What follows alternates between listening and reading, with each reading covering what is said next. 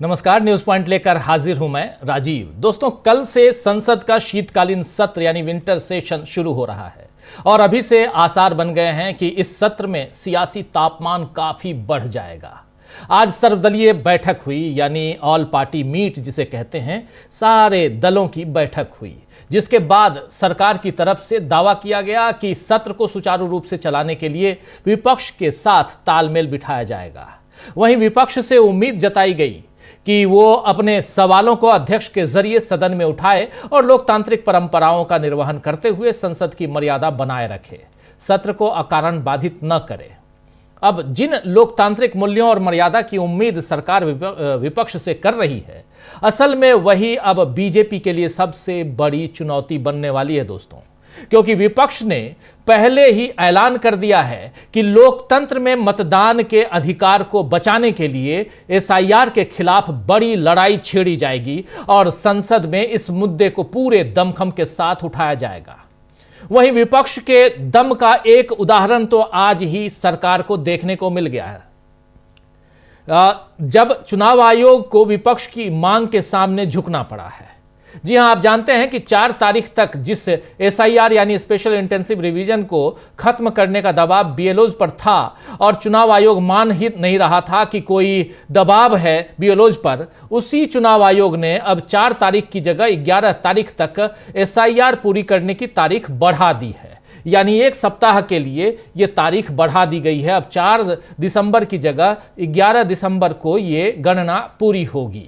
एक पोस्ट के जरिए खुद निर्वाचन आयोग ने इसकी जानकारी दी है। चुनाव आयोग ने इसमें लिखा है, देखिए ये पोस्ट है, और चुनाव आयोग ने लिखा है कि भारत के निर्वाचन आयोग ने मतदाता सूचियों के विशेष गहन पुनरीक्षण की नीतियों को 1 सप्ताह बढ़ाकर कार्यक्रम में संशोधन किया है। संशोधित कार्यक्रम के मुताबिक अब एसआईआर के लिए गणना 4 दिसंबर के बजाय 11 दिसंबर को समाप्त होगी। मसौदा सूची का प्रकाशन 9 दिसंबर की जगह यानी 9 दिसंबर के बजाय अब 16 दिसंबर को होगा और अंतिम मतदाता सूची का प्रकाशन 14 फरवरी को किया जाएगा।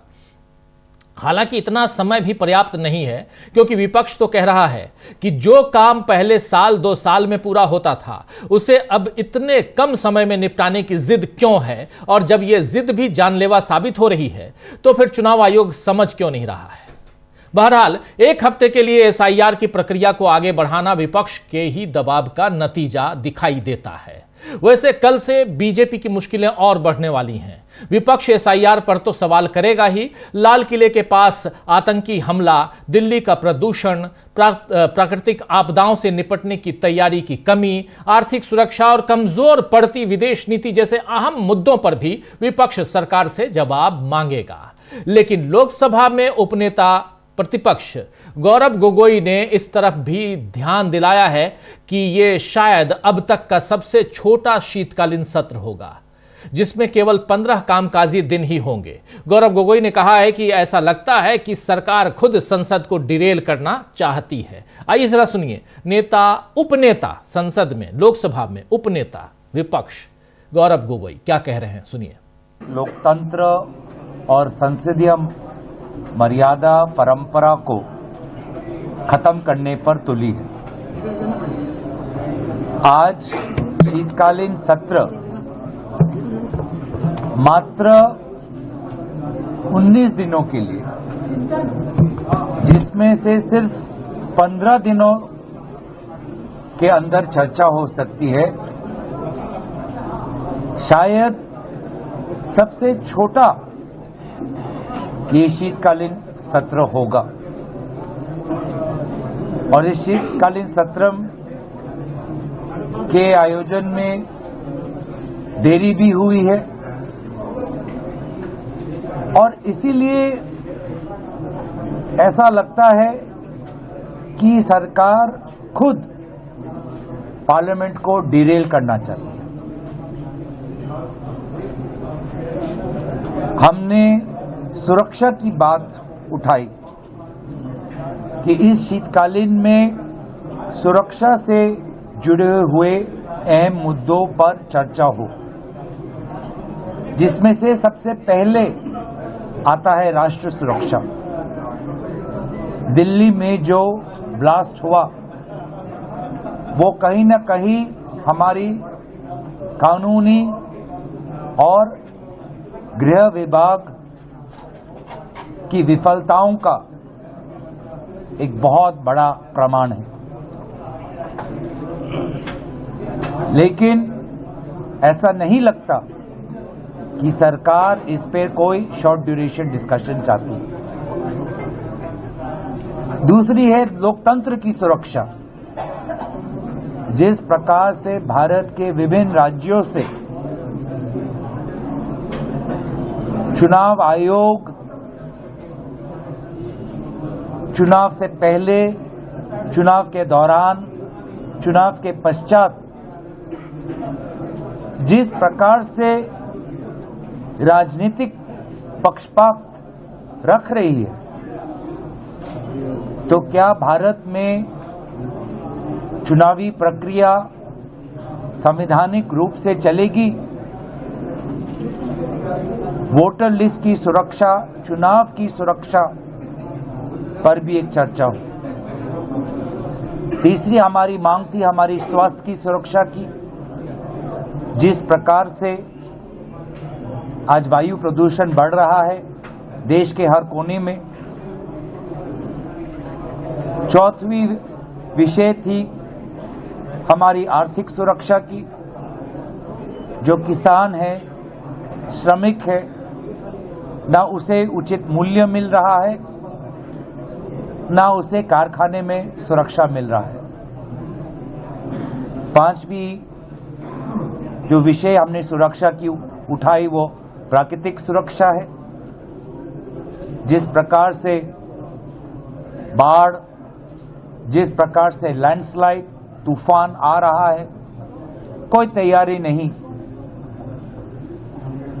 और हमने बात ये भी उठाई कि जो हमारे विदेश नीति की जो हम देख रहे हैं, दूसरे देशों के अनुसार भारत आज अपना विदेश नीति बना रहा है। किसी को अच्छा नहीं लगा कि भारत रशिया से कम दामों पर तेल ले रहा है, तो उस देश के अनुसार हम अपने नीति को बदलने की कोशिश कर रहे हैं। एक और देश पड़ोस में ही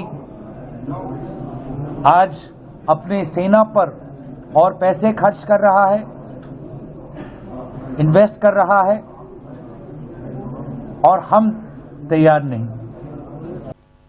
तो तमाम मसलों को, तमाम मुद्दों को यहां इस संसद सत्र में, बहुत ही छोटा सत्र, 19 दिन टोटल, जिसमें से 4 दिनों की छुट्टी, 15 सेशन टोटल। इन 15 दिनों में सबसे अगर कहा जाए तो बता भी रहे हैं यहां गौरव गोगोई की शॉर्टेस्ट है, सबसे छोटा संसद का यह सत्र, शीतकालीन सत्र अभी तक का, और इसमें बहुत सारे मुद्दों को यहां लाने की कोशिश होगी हमारी, ये कह रहे हैं गौरव गोगोई, लोकसभा में उपनेता विपक्ष। वहीं राष्ट्रीय जनता दल के सांसद मनोज झा ने एक गंभीर बात कही है कि भारत की जीडीपी वृद्धि से लेकर एसआईआर विषय तक इन पर व्यापक चर्चा होनी चाहिए, वरना संसद सिर्फ एक संग्रहालय जैसी संरचना बनकर रह जाएगी। सुनिए जरा यहां मनोज झा को।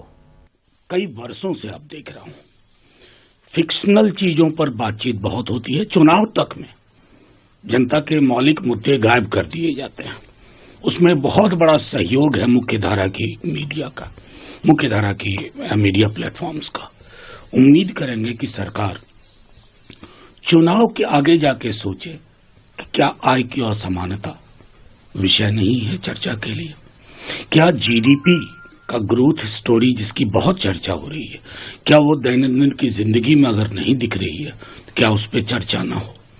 एसआईआर को लेकर के लोगों के मन में जो चिंता है, फर्ज कीजिए अगर हम सर्वोच्च न्यायालय ना गए होते तो जो भी रिलीफ मिला है डॉक्यूमेंट्स को लेके वो भी ना मिला होता। तो इन विषयों पे एक व्यापक चर्चा मैं समझता हूं कि बेहद आवश्यक है, अन्यथा संसद को सिर्फ एक म्यूजियम नुमा इमारत के रूप में ना देखा जाए।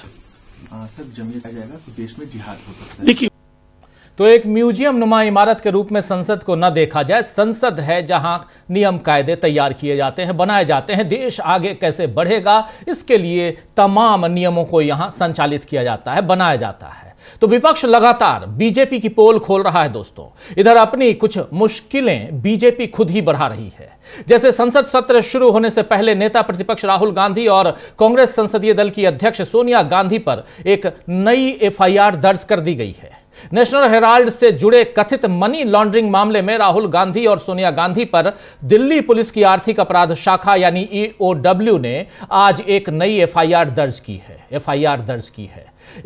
ये नई एफआईआर ईडी की एक शिकायत के बाद दर्ज की गई है। इस एफआईआर में भारतीय दंड संहिता आईपीसी की धारा 403 बेईमानी से संपत्ति का गबन, 406 यानी आपराधिक विश्वासघात, 420 यानी धोखाधड़ी और 120 बी यानी आपराधिक साजिश के तहत आरोप लगाए गए हैं। ये तमाम यहां पर 3 प्रमुख हैं, पहले, दूसरे और तीसरे। पहले नंबर को लेके आइए, पहला, दूसरा और तीसरा अगर तीनों को देखिए तो राहुल गांधी और सोनिया गांधी पर दिल्ली पुलिस की आर्थिक अपराध शाखा यानी ईओडब्ल्यू ने नई एफआईआर दर्ज की है। दूसरे नंबर पर नई एफआईआर ईडी की एक शिकायत के बाद दर्ज की गई है। और तीसरा महत्वपूर्ण कि एफआईआर किन धाराओं के तहत, तो यहां पर है आईपीसी की धारा 403 बेईमानी से संपत्ति का गबन करना, धारा 406 आपराधिक विश्वासघात करना, धारा 420 धोखाधड़ी और धारा 120 बी आपराधिक साजिश के तहत आरोप लगाए गए हैं। ये सारे हैं।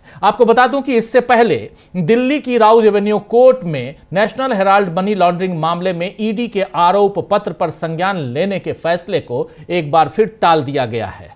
विशेष जज विशाल गोगने ने अब इस पर 16 दिसंबर को अपना आदेश सुनाने का फरमान जारी किया था। आपको याद होगा कि इस पर फैसला आना था 2 दिन पहले, लेकिन 16 दिसंबर को इस पर फैसला आएगा। कांग्रेस ने इसे सोनिया गांधी और राहुल गांधी पर बदले की कार्रवाई करार दिया है और जनता भी देख रही है कि 14 दिसंबर को कांग्रेस रामलीला मैदान में वोट चोरी पर बड़ी रैली करने की तैयारी में है और उसके 2 दिन बाद ही अदालत अपना आदेश सुनाने वाली है। यह सब राहुल गांधी और सोनिया गांधी को दबाने या झुकाने की कोशिश दिखती है। इसलिए सवाल उठता है कि क्या राहुल और सोनिया गांधी झुकेंगे? अगर नहीं झुकेंगे तो बीजेपी की मुश्किलें ही और बढ़ेंगी। इन तमाम बातों के बीच क्या संसद की कार्यवाही सुचारू ढंग से चलेगी? आइए आज चर्चा करते हैं कि क्या चुनाव आयोग के बाद विपक्ष के आगे झुकेगी बीजेपी? विपक्ष के आगे कैसे चुनाव आयोग झुक गया है और बीजेपी ने खुद कैसे बढ़ा ली है अपनी मुसीबत? इन सब की चर्चा की शुरुआत करते हैं आज इस न्यूज पॉइंट में। हमारे साथ कुछ वरिष्ठ साथी जुड़े हुए हैं। देखिए इस वक्त 5 वरिष्ठ साथी जुड़े हुए हैं। हमारे साथ अमलेंदु उपाध्याय जी हैं, प्रशांत टंडन जी हैं, प्रेम कुमार जी हैं, हमारे साथ प्रफुल्ल कोलख्यान जी हैं और हमारे साथ जयशंकर गुप्ता जी हैं। उनका विंडो दिखाई दे रहा है, खिड़की पे आ गए हैं अब अपनी खिड़की में। जयशंकर जी आपका स्वागत करता हूं और स्वागत इस्तकबाल आप तमाम दोस्त साथी शुभचिंतक आप सबका जो अब तक जुड़ चुके हैं उनका भी, जो जुड़ने वाले हैं उनका भी। प्रेम कुमार जी सबसे पहले आपके पास आता हूं। प्रेम कुमार जी शुरुआत कहां से करें? एफआईआर से करें या संसद से करें? जहां से भी करें, लेकिन मुसीबत किसकी बढ़ने वाली है? राहुल गांधी सोनिया गांधी की या मुसीबत सरकार की बढ़ने वाली है? आप ऑलरेडी एक मामले में केस दर्ज कर यहां तक पहुंच चुके हैं। एक उसी मामले में एक दूसरी एफआईआर दर्ज कर, वो भी तब दर्ज कर रहे हैं जब 1 दिन बाद यानी कल से संसद का शीतकालीन सत्र शुरू होने जा रहा है। बताना क्या चाहती है सरकार या यहां दबाने की क्या कोशिश है? और सबसे बड़ी बात इन सबके बीच चुनाव आयोग को सप्ताह भर के लिए ही लेकिन झुकना पड़ा है। और चुनाव आयोग का झुकना क्या मायने रखता है? और इन सबके बीच 5 राज्यों के चुनाव हैं और यह साफ समझ में आ रहा है कि यह मामला बिहार वाला नहीं है और यह मामला न ही हरियाणा और न ही महाराष्ट्र वाला है। क्या इसीलिए सोनिया गांधी और राहुल गांधी को दबाने के लिए यहां एफआईआर की गई है? जी शुक्रिया राजीव जी। मुसीबत किसकी बढ़ने वाली है, बात यहीं से शुरू करते हैं। इसमें सारी बातें शामिल हैं। देखिए मुसीबत जब ये दिखा कि वीर सावरकर कहे, वीर सो कॉल्ड वीर सावरकर के केस में जब राहुल गांधी को फंसाने की जो साजिश थी फेल हो गई, सीडी में कुछ मिला नहीं, तो उसके बाद यह हुआ कि राहुल गांधी को फंसाया जा रहा है पूरे देश में, मोदी सरकार परेशान कर रही है। तो इस सोच के बढ़ने से, स्थापित होने से मुसीबत किसकी बढ़ने वाली थी? मोदी सरकार की बढ़ने वाली थी। तो उन्होंने वो 58 दिन पहले हुए एफआईआर को 3 अक्टूबर को हुए एफआईआर को सार्वजनिक करवा दिया। भाई क्यों जरूरत पड़ी? क्योंकि उनकी मुसीबत बढ़ रही थी। अब राहुल गांधी को नेशनल हेराल्ड केस में ग्रिल करके, उस पर हल्ला हंगामा करके, चर्चा करा के, उनको हैबिचुअल अपराधी के तौर पर पेश करके वो अपनी कमी जो है वो ढकने का प्रयास करती दिखी। आप देखेंगे कि एक हफ्ते के लिए एसआईआर का जो सीमा उसकी बढ़ी है, एसआईआर की अब अक्टूबर 4 को होने था, अब 11 को खत्म होगा, तो 11 को तक का समय दिया गया। तो ये जो है ये किसकी मुसीबत के बारे में है? जो लगातार बीएलओ की आत्महत्याएं हो रही हैं, जो तृणमूल कांग्रेस के लोग चुनाव आयोग से मिल रहे हैं, जो कांग्रेस पार्टी की ओर से रैलियां आयोजित हैं और दिल्ली में आयोजित हैं, पूरे देश में प्रदर्शन हो रहे हैं, उत्तर प्रदेश में जो अखिलेश यादव झंडा उठाए हुए हैं, इन सब कारणों से मुसीबत किनकी बढ़ने वाली थी? चुनाव आयोग की बढ़ रही थी। तो उसका सबूत मिलता है कि उन्होंने एक हफ्ते के लिए एक्सटेंड किया है, लेकिन चमड़ी अब भी बचने वाली नहीं है, सवाल जिंदा है।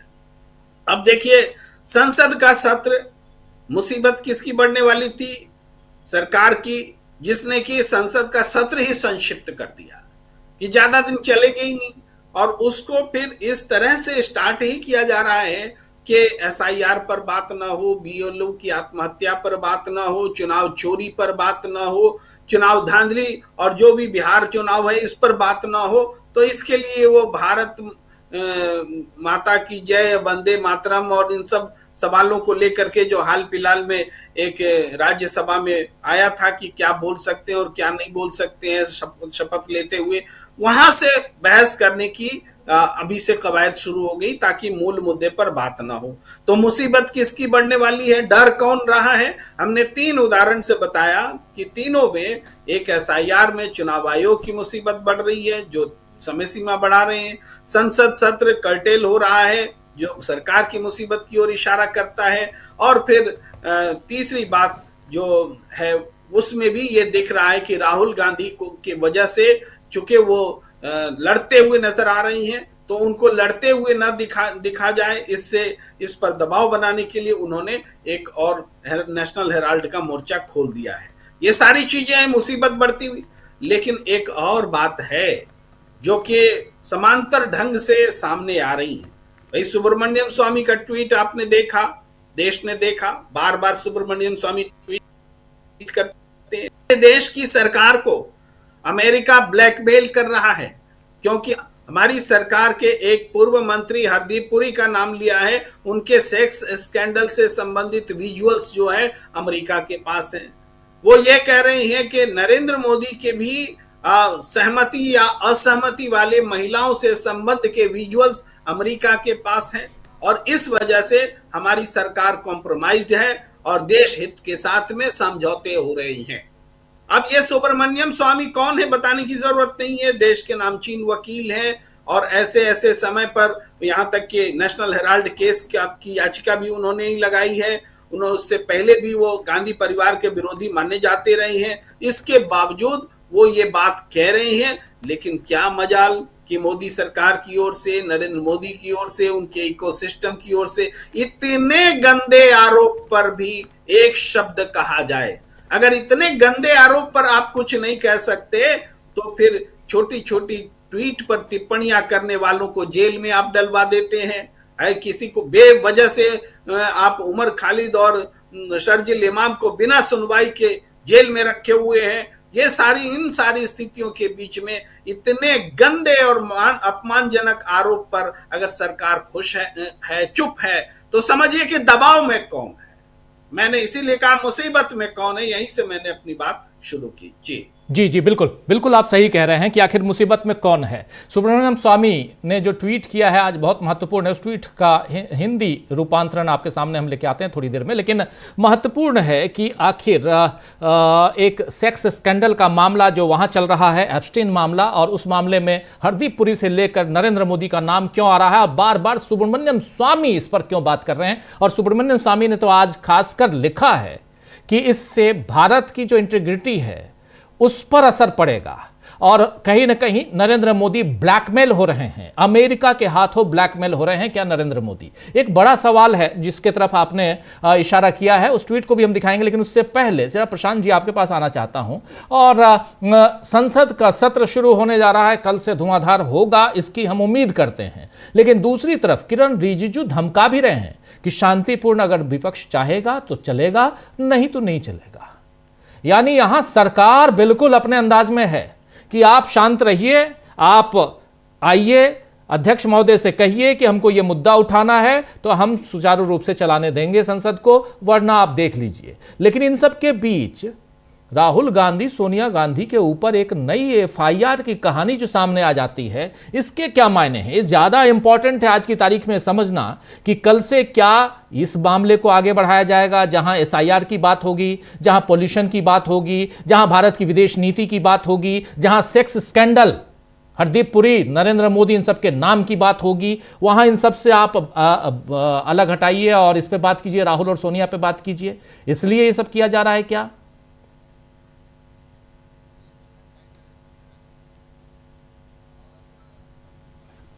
हमारे पास तो कंटेंट होता है जी, क्योंकि हम जनता की बात करते हैं और जनता से इसके सरोकार पे विश्लेषण करते हैं अपना।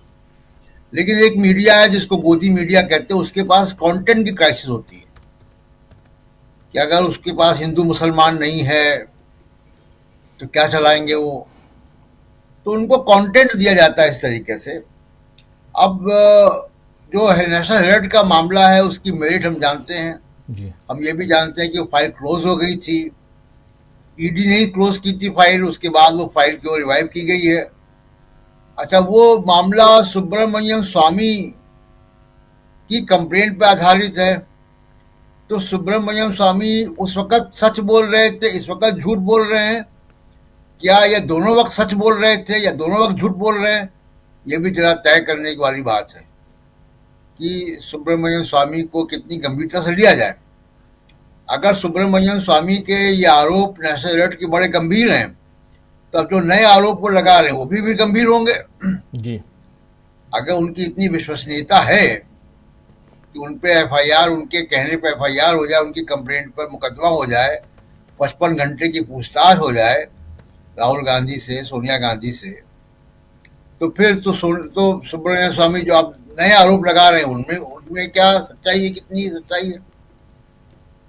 तो सबसे बड़ी बात राजीव जी ये है कि ये बहुत कामयाब हो गए विपक्ष को डराने में, ईडी और सीबीआई का। लेकिन वो राहुल गांधी ने जो कहा कि डरो मत, उससे विपक्ष के बाकी नेताओं का भी हौसला बढ़ा और लगातार दबाव राहुल गांधी और सोनिया गांधी पर है, और खासकर राहुल गांधी पर है, जो दबाव की राजनीति है कि आप बोले मत, आप सरकार की आलोचना मत करें और सरकार के साथ साथ सरकार के हिमायती लोगों की भी आलोचना न करें। दूसरा एक जो महत्वपूर्ण मामला राजीव जी अब संसद में है, जिसमें कि नरेंद्र मोदी को जवाब देना, नरेंद्र मोदी की सरकार को जवाब देना है। किरण रिजिजू को ये मालूम होना चाहिए कि वो पार्लियामेंट्री अफेयर्स मिनिस्टर हैं और सदन को चलाना सरकार का काम है, ट्रेजरी बेंचेस का काम है, विपक्ष का काम नहीं है। अपने ही नेता अरुण जेटली जी का बयान पढ़ दे सकते हैं और पार्लियामेंट में उन्होंने कहा था। अब जो बात आती है राजीव जी, जो बात संसद में उठनी चाहिए और सरकार से सवाल पूछना चाहिए। 10 तारीख को दिल्ली में एक धमाका होता है जिसमें 15 लोगों की जानें जाती हैं जी, चांदनी चौक पे, चांदनी चौक में, और उसके 48 घंटे बाद, 2 दिन बाद कैबिनेट का प्रस्ताव आता है, कैबिनेट का रेजोल्यूशन आता है। कैबिनेट का प्रस्ताव क्या कहता है? कैबिनेट का प्रस्ताव कहता है आतंकवादी घटना, टेररिस्ट इंसिडेंट। तो जरा इन शब्दों का समझ लें हम मतलब पहले तो, कि टेररिस्ट अटैक, आतंकवादी हमला और आतंकवादी घटना, टेररिस्ट इंसिडेंट, इन दो में अंतर क्या है? उस कैबिनेट रेजोल्यूशन में पाकिस्तान का नाम नहीं लिया गया। याद कीजिए कि ऑपरेशन सिंदूर को सस्पेंड किया गया था, रोका नहीं गया था, मतलब बंद नहीं किया गया था, सस्पेंड है। और तब ये कहा गया था कि कोई भी आतंकवादी हमला होगा तो उसको हमारी सीमाओं पे हमला माना जाएगा, उसका जवाब देगी, मिलिट्री जवाब देगी। तो उसको याद कीजिए राजीव जी। और उसके बाद दिल्ली में जो होता है उसको कहा जाता है आतंकवादी घटना, आतंकवादी हमला नहीं कहा जाता है जी। ये फर्क है। कैबिनेट का रेजोल्यूशन है जिसमें टेररिस्ट इंसिडेंट कहा जा रहा है। विपक्ष को पूछना चाहिए सरकार से कि ये हमला था कि घटना थी, ये इंसिडेंट था या अटैक था। और अगर ये अटैक है तो फिर ऑपरेशन सिंदूर में जो आपका कमिटमेंट था तो आपने क्या किया? आप मीडिया में तो कहते हो कि पाकिस्तान से तार जुड़े हुए हैं, तो ऑपरेशन सिंदूर क्यों एक्टिवेट नहीं हुआ? और ये कैसे हो गया? अजीत डोभाल, आईबी और रॉ इन सब के मौजूदगी में एनटीआरओ हजारों करोड़ रुपए इनके ऊपर खर्च होता, तो कैसे हो गया? ये घटना कैसे हो गई? मैं तो इसको कहूंगा कि हमला, 15 लोगों की जान गई। तो सरकार ने इसको हमला क्यों नहीं माना? ये आतंकवादी हमला क्यों नहीं था? ये आतंकवादी घटना क्यों है? ये महत्वपूर्ण सवाल है राष्ट्रीय सुरक्षा से जुड़ा हुआ, बिल्कुल कि आप अपने शब्दजाल में फंसा रहे हैं देश की जनता को, और आपने उस पूरे कैबिनेट रेजोल्यूशन में पाकिस्तान का नाम नहीं लिया। तो किसके दबाव में ये काम हो रहा है? लेकिन उसके साथ साथ सुब्रमण्यम स्वामी जो ट्वीट करते हैं, जरा उस ट्वीट को लेके आते हैं। जो ट्वीट कर रहे हैं, देखिए, मोदी के लिए यूनाइटेड स्टेट्स और मोदी को ब्लैकमेल से बचना मुश्किल होगा, जिसमें मोदी के पूर्व कैबिनेट मंत्री हरदीप पुरी के भद्दे सेक्स खुलासों का इस्तेमाल किया गया है। मोदी ब्रह्मचारी होने का दावा करते हैं, लेकिन असल में वो एक बैचलर हैं जिन्होंने अपनी मर्जी से या बिना मर्जी के महिलाओं के साथ अफेयर्स किए हैं। यूनाइटेड स्टेट्स एजेंसियों के पास ब्लैकमेल करने के लिए तस्वीरें हैं। इससे भारत के राष्ट्रीय हितों को नुकसान होता है।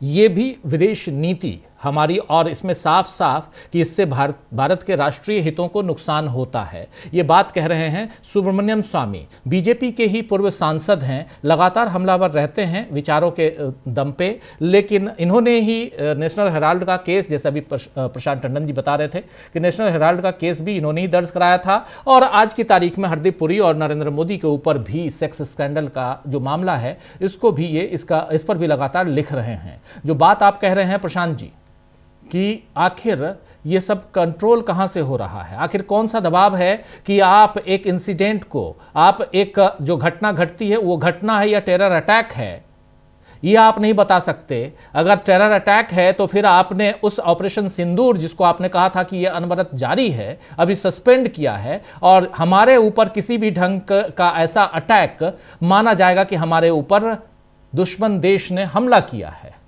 तो फिर आप चुप क्यों हैं? आप चुप क्यों हैं?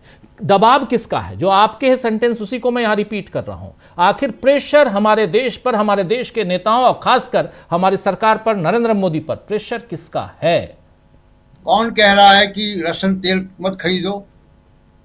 हमने पब्लिक बयान सुने, उसके बाद हम देख रहे हैं कि तेल खरीदना बंद हो गया रूस से, जो हमारा दशकों पुराना दोस्त है, गाढ़े वक्त का दोस्त है। लेकिन ये दबाव किसका आ रहा है, और इस दबाव पे इतना झुकने की आवश्यकता क्यों है? किसके कहने पर सीज फायर हुआ? ट्रंप ने पहले घोषणा की कि भारत सरकार ने पहले घोषणा की सीज फायर की पाकिस्तान के साथ। तो ये तमाम सारी घटनाएं हम देख रहे हैं एक के बाद एक, और ये देख रहे हैं कि जो भारत की संप्रभुता है, भारत की जो सॉवरेनिटी है, उसको कमजोर किया गया है, खत्म कर दिया गया है। कोई दूसरा देश, कभी ऐसा हुआ है आज तक? इंदिरा गांधी के समय में, राजीव गांधी के समय में, अटल बिहारी वाजपेयी के समय में, किसी के समय में कभी ऐसा हुआ है कि भारत ने जो है वो मान लिया हो? मुझे को याद अच्छी तरीके से कि अमेरिका ने बहुत दबाव डाला था अटल बिहारी वाजपेयी के ऊपर अफगानिस्तान के अटैक के समय की रिफ्यूलिंग के लिए हवाई जहाज उतरने दिया जाए यहाँ पे अमेरिका के। वाजपेयी जी ने नहीं माना उस बात को और ये कहा उनको कि हमारी संसद और हमारे लोग इसको सही नहीं ठहराएंगे, हम नहीं कर सकते। तो ये कौन से दबाव काम कर रहे हैं, ये विपक्ष को पूछना चाहिए सरकार से। और मेरा सबसे बड़ा सवाल अभी भी यही है, मैं सुब्रमण्यम स्वामी को गंभीरता से नहीं लेता हूं, ना इनके नेशनल हेराल्ड की कहानी पे, ना ये मौजूदा आरोप में, लेकिन सरकार इनको गंभीरता से लेती है क्या? अगर सरकार गंभीरता से ले रही है उनको और उनके कहने पर सोनिया गांधी और राहुल गांधी पे FIR हो जाती है, मुकदमे हो जाते हैं, ईडी के सवाल जवाब हो जाते हैं 55 घंटे, तो फिर मैं मानूंगा कि सरकार जो मौजूदा आरोप है वो भी गंभीरता से ले रही होगी।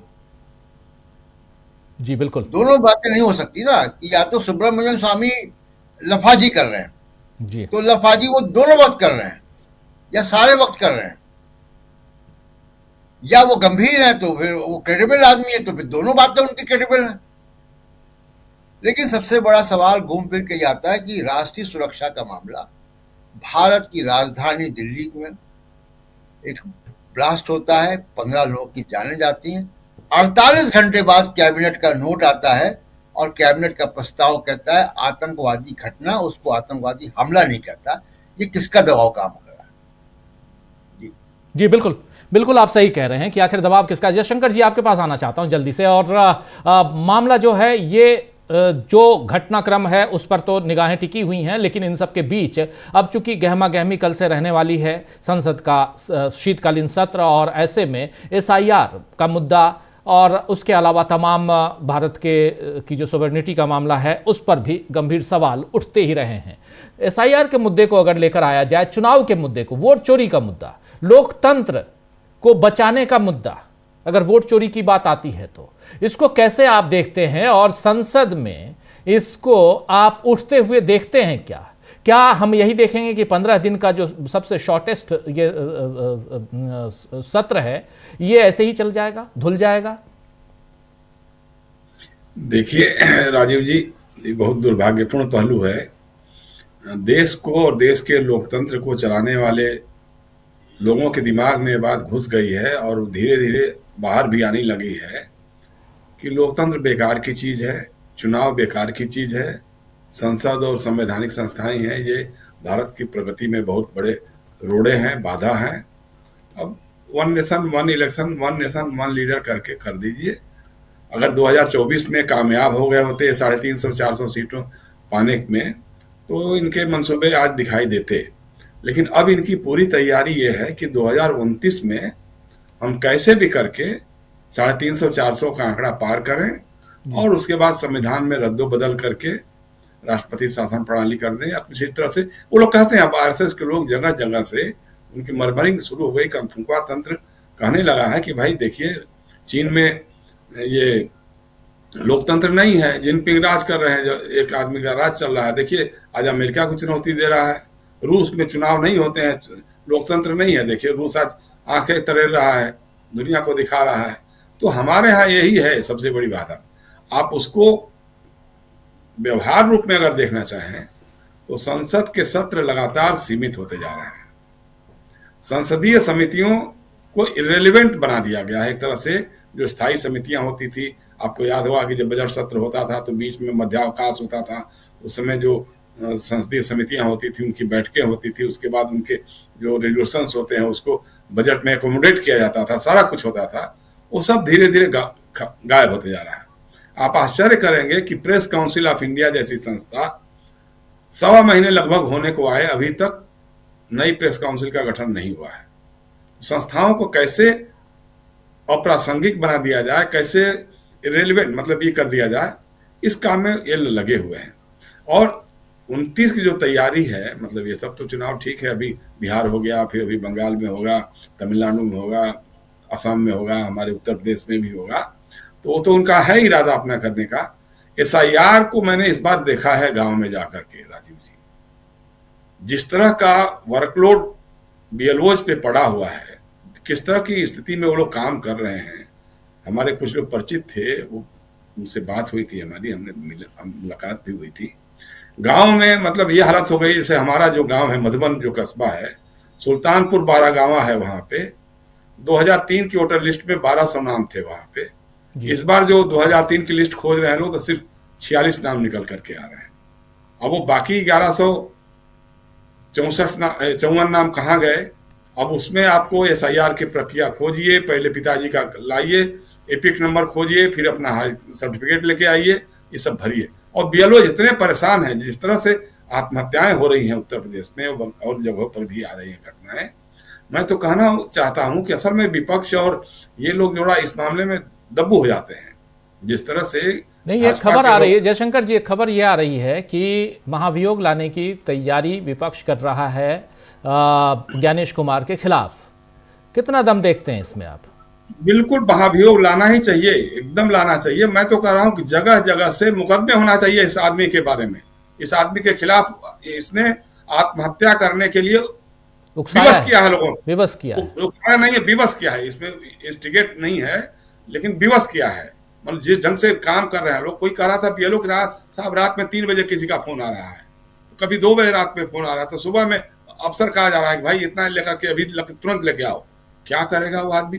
कोई ट्रेनिंग नहीं है, कोई प्रशिक्षण नहीं है, फार्म लेके दे दिए। कहीं 2 फार्म देना चाहिए एक आदमी को, ताकि एक आदमी उसका रिसीव करके ले ले, तो एक फार्म दे रहे हैं, एक कहीं नहीं है, साहब आप फोटोकॉपी करवा लीजिए। अब फोटोकॉपी कहाँ कराएगा? गरीब आदमी जो गांव का है, जो पढ़ा लिखा उतना नहीं है, वो फार्म भर भी नहीं सकता है। वो क्या बाएं भरना है, क्या दाएं भरना है, ये सारी जो हम देख के आ रहे हैं, मतलब मैं तो क्या बताऊं आपसे, इस ढंग का जो काम हो रहा है। कुल मिला के कोशिश यही है कि एक बड़े मतदाता वर्ग को मतदान की प्रक्रिया से बाहर कर दो और फिर चुनाव जीतो। जिस तरह से बिहार जीते हैं, जिस तरह, अच्छा उसमें एक तरफ नाम काटना और दूसरी तरफ नाम जोड़ना, मतलब आश्चर्यजनक है कि SIR की प्रक्रिया पूरी होने के बाद 7 करोड़ 42 लाख वोटर होते हैं और मतदान के समय 7 करोड़ 45 लाख हो जाते हैं, 3 लाख हो जाते हैं। 3 लाख के बारे में चुनाव आयोग न सुप्रीम कोर्ट बताता है, न विपक्ष के लोगों को बताता है, न सरकारी पक्ष को बताता है, न ही कोई इसका विज्ञापन करता है। किसी को मालूम नहीं है कि कौन है, कौन 3 लाख है, पहले वाले में से कटे लोगों में से है या ये है। तो ये सारी प्रक्रियाएं हो रही हैं, मतलब एक साथ ये सब चल रहा है। राजीव जी, ये बड़ा खतरनाक संकेत है, मुझे तो ये लगता है, बार बार लगता है। तो दूसरी बात यह है कि इनकी एक ये भी कोशिश है कि विपक्ष के नेताओं को, विपक्ष को बदनाम करो, भ्रष्टाचार के मामलों में उलझा करके उनके खिलाफ मुकदमे करो, उनको परेशान करो, ताकि लोग उसी पे उलझे रहें। दुर्भाग्य है कि विपक्ष इस तरह के कामों में नहीं लगता।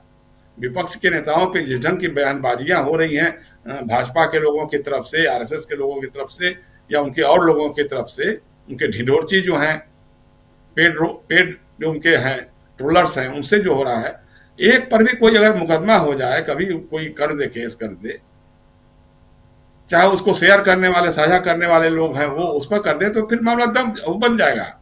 लेकिन इधर से कोई करता नहीं, उधर से धड़ाधड़ उनका IT से, लीगल से इसी काम में लगा हुआ है। तो एक तो ये है। दूसरा चीज है, देखिए सुब्रमण्यम स्वामी वाली बात, मैं प्रशांत की बात से एकदम सहमत हूँ।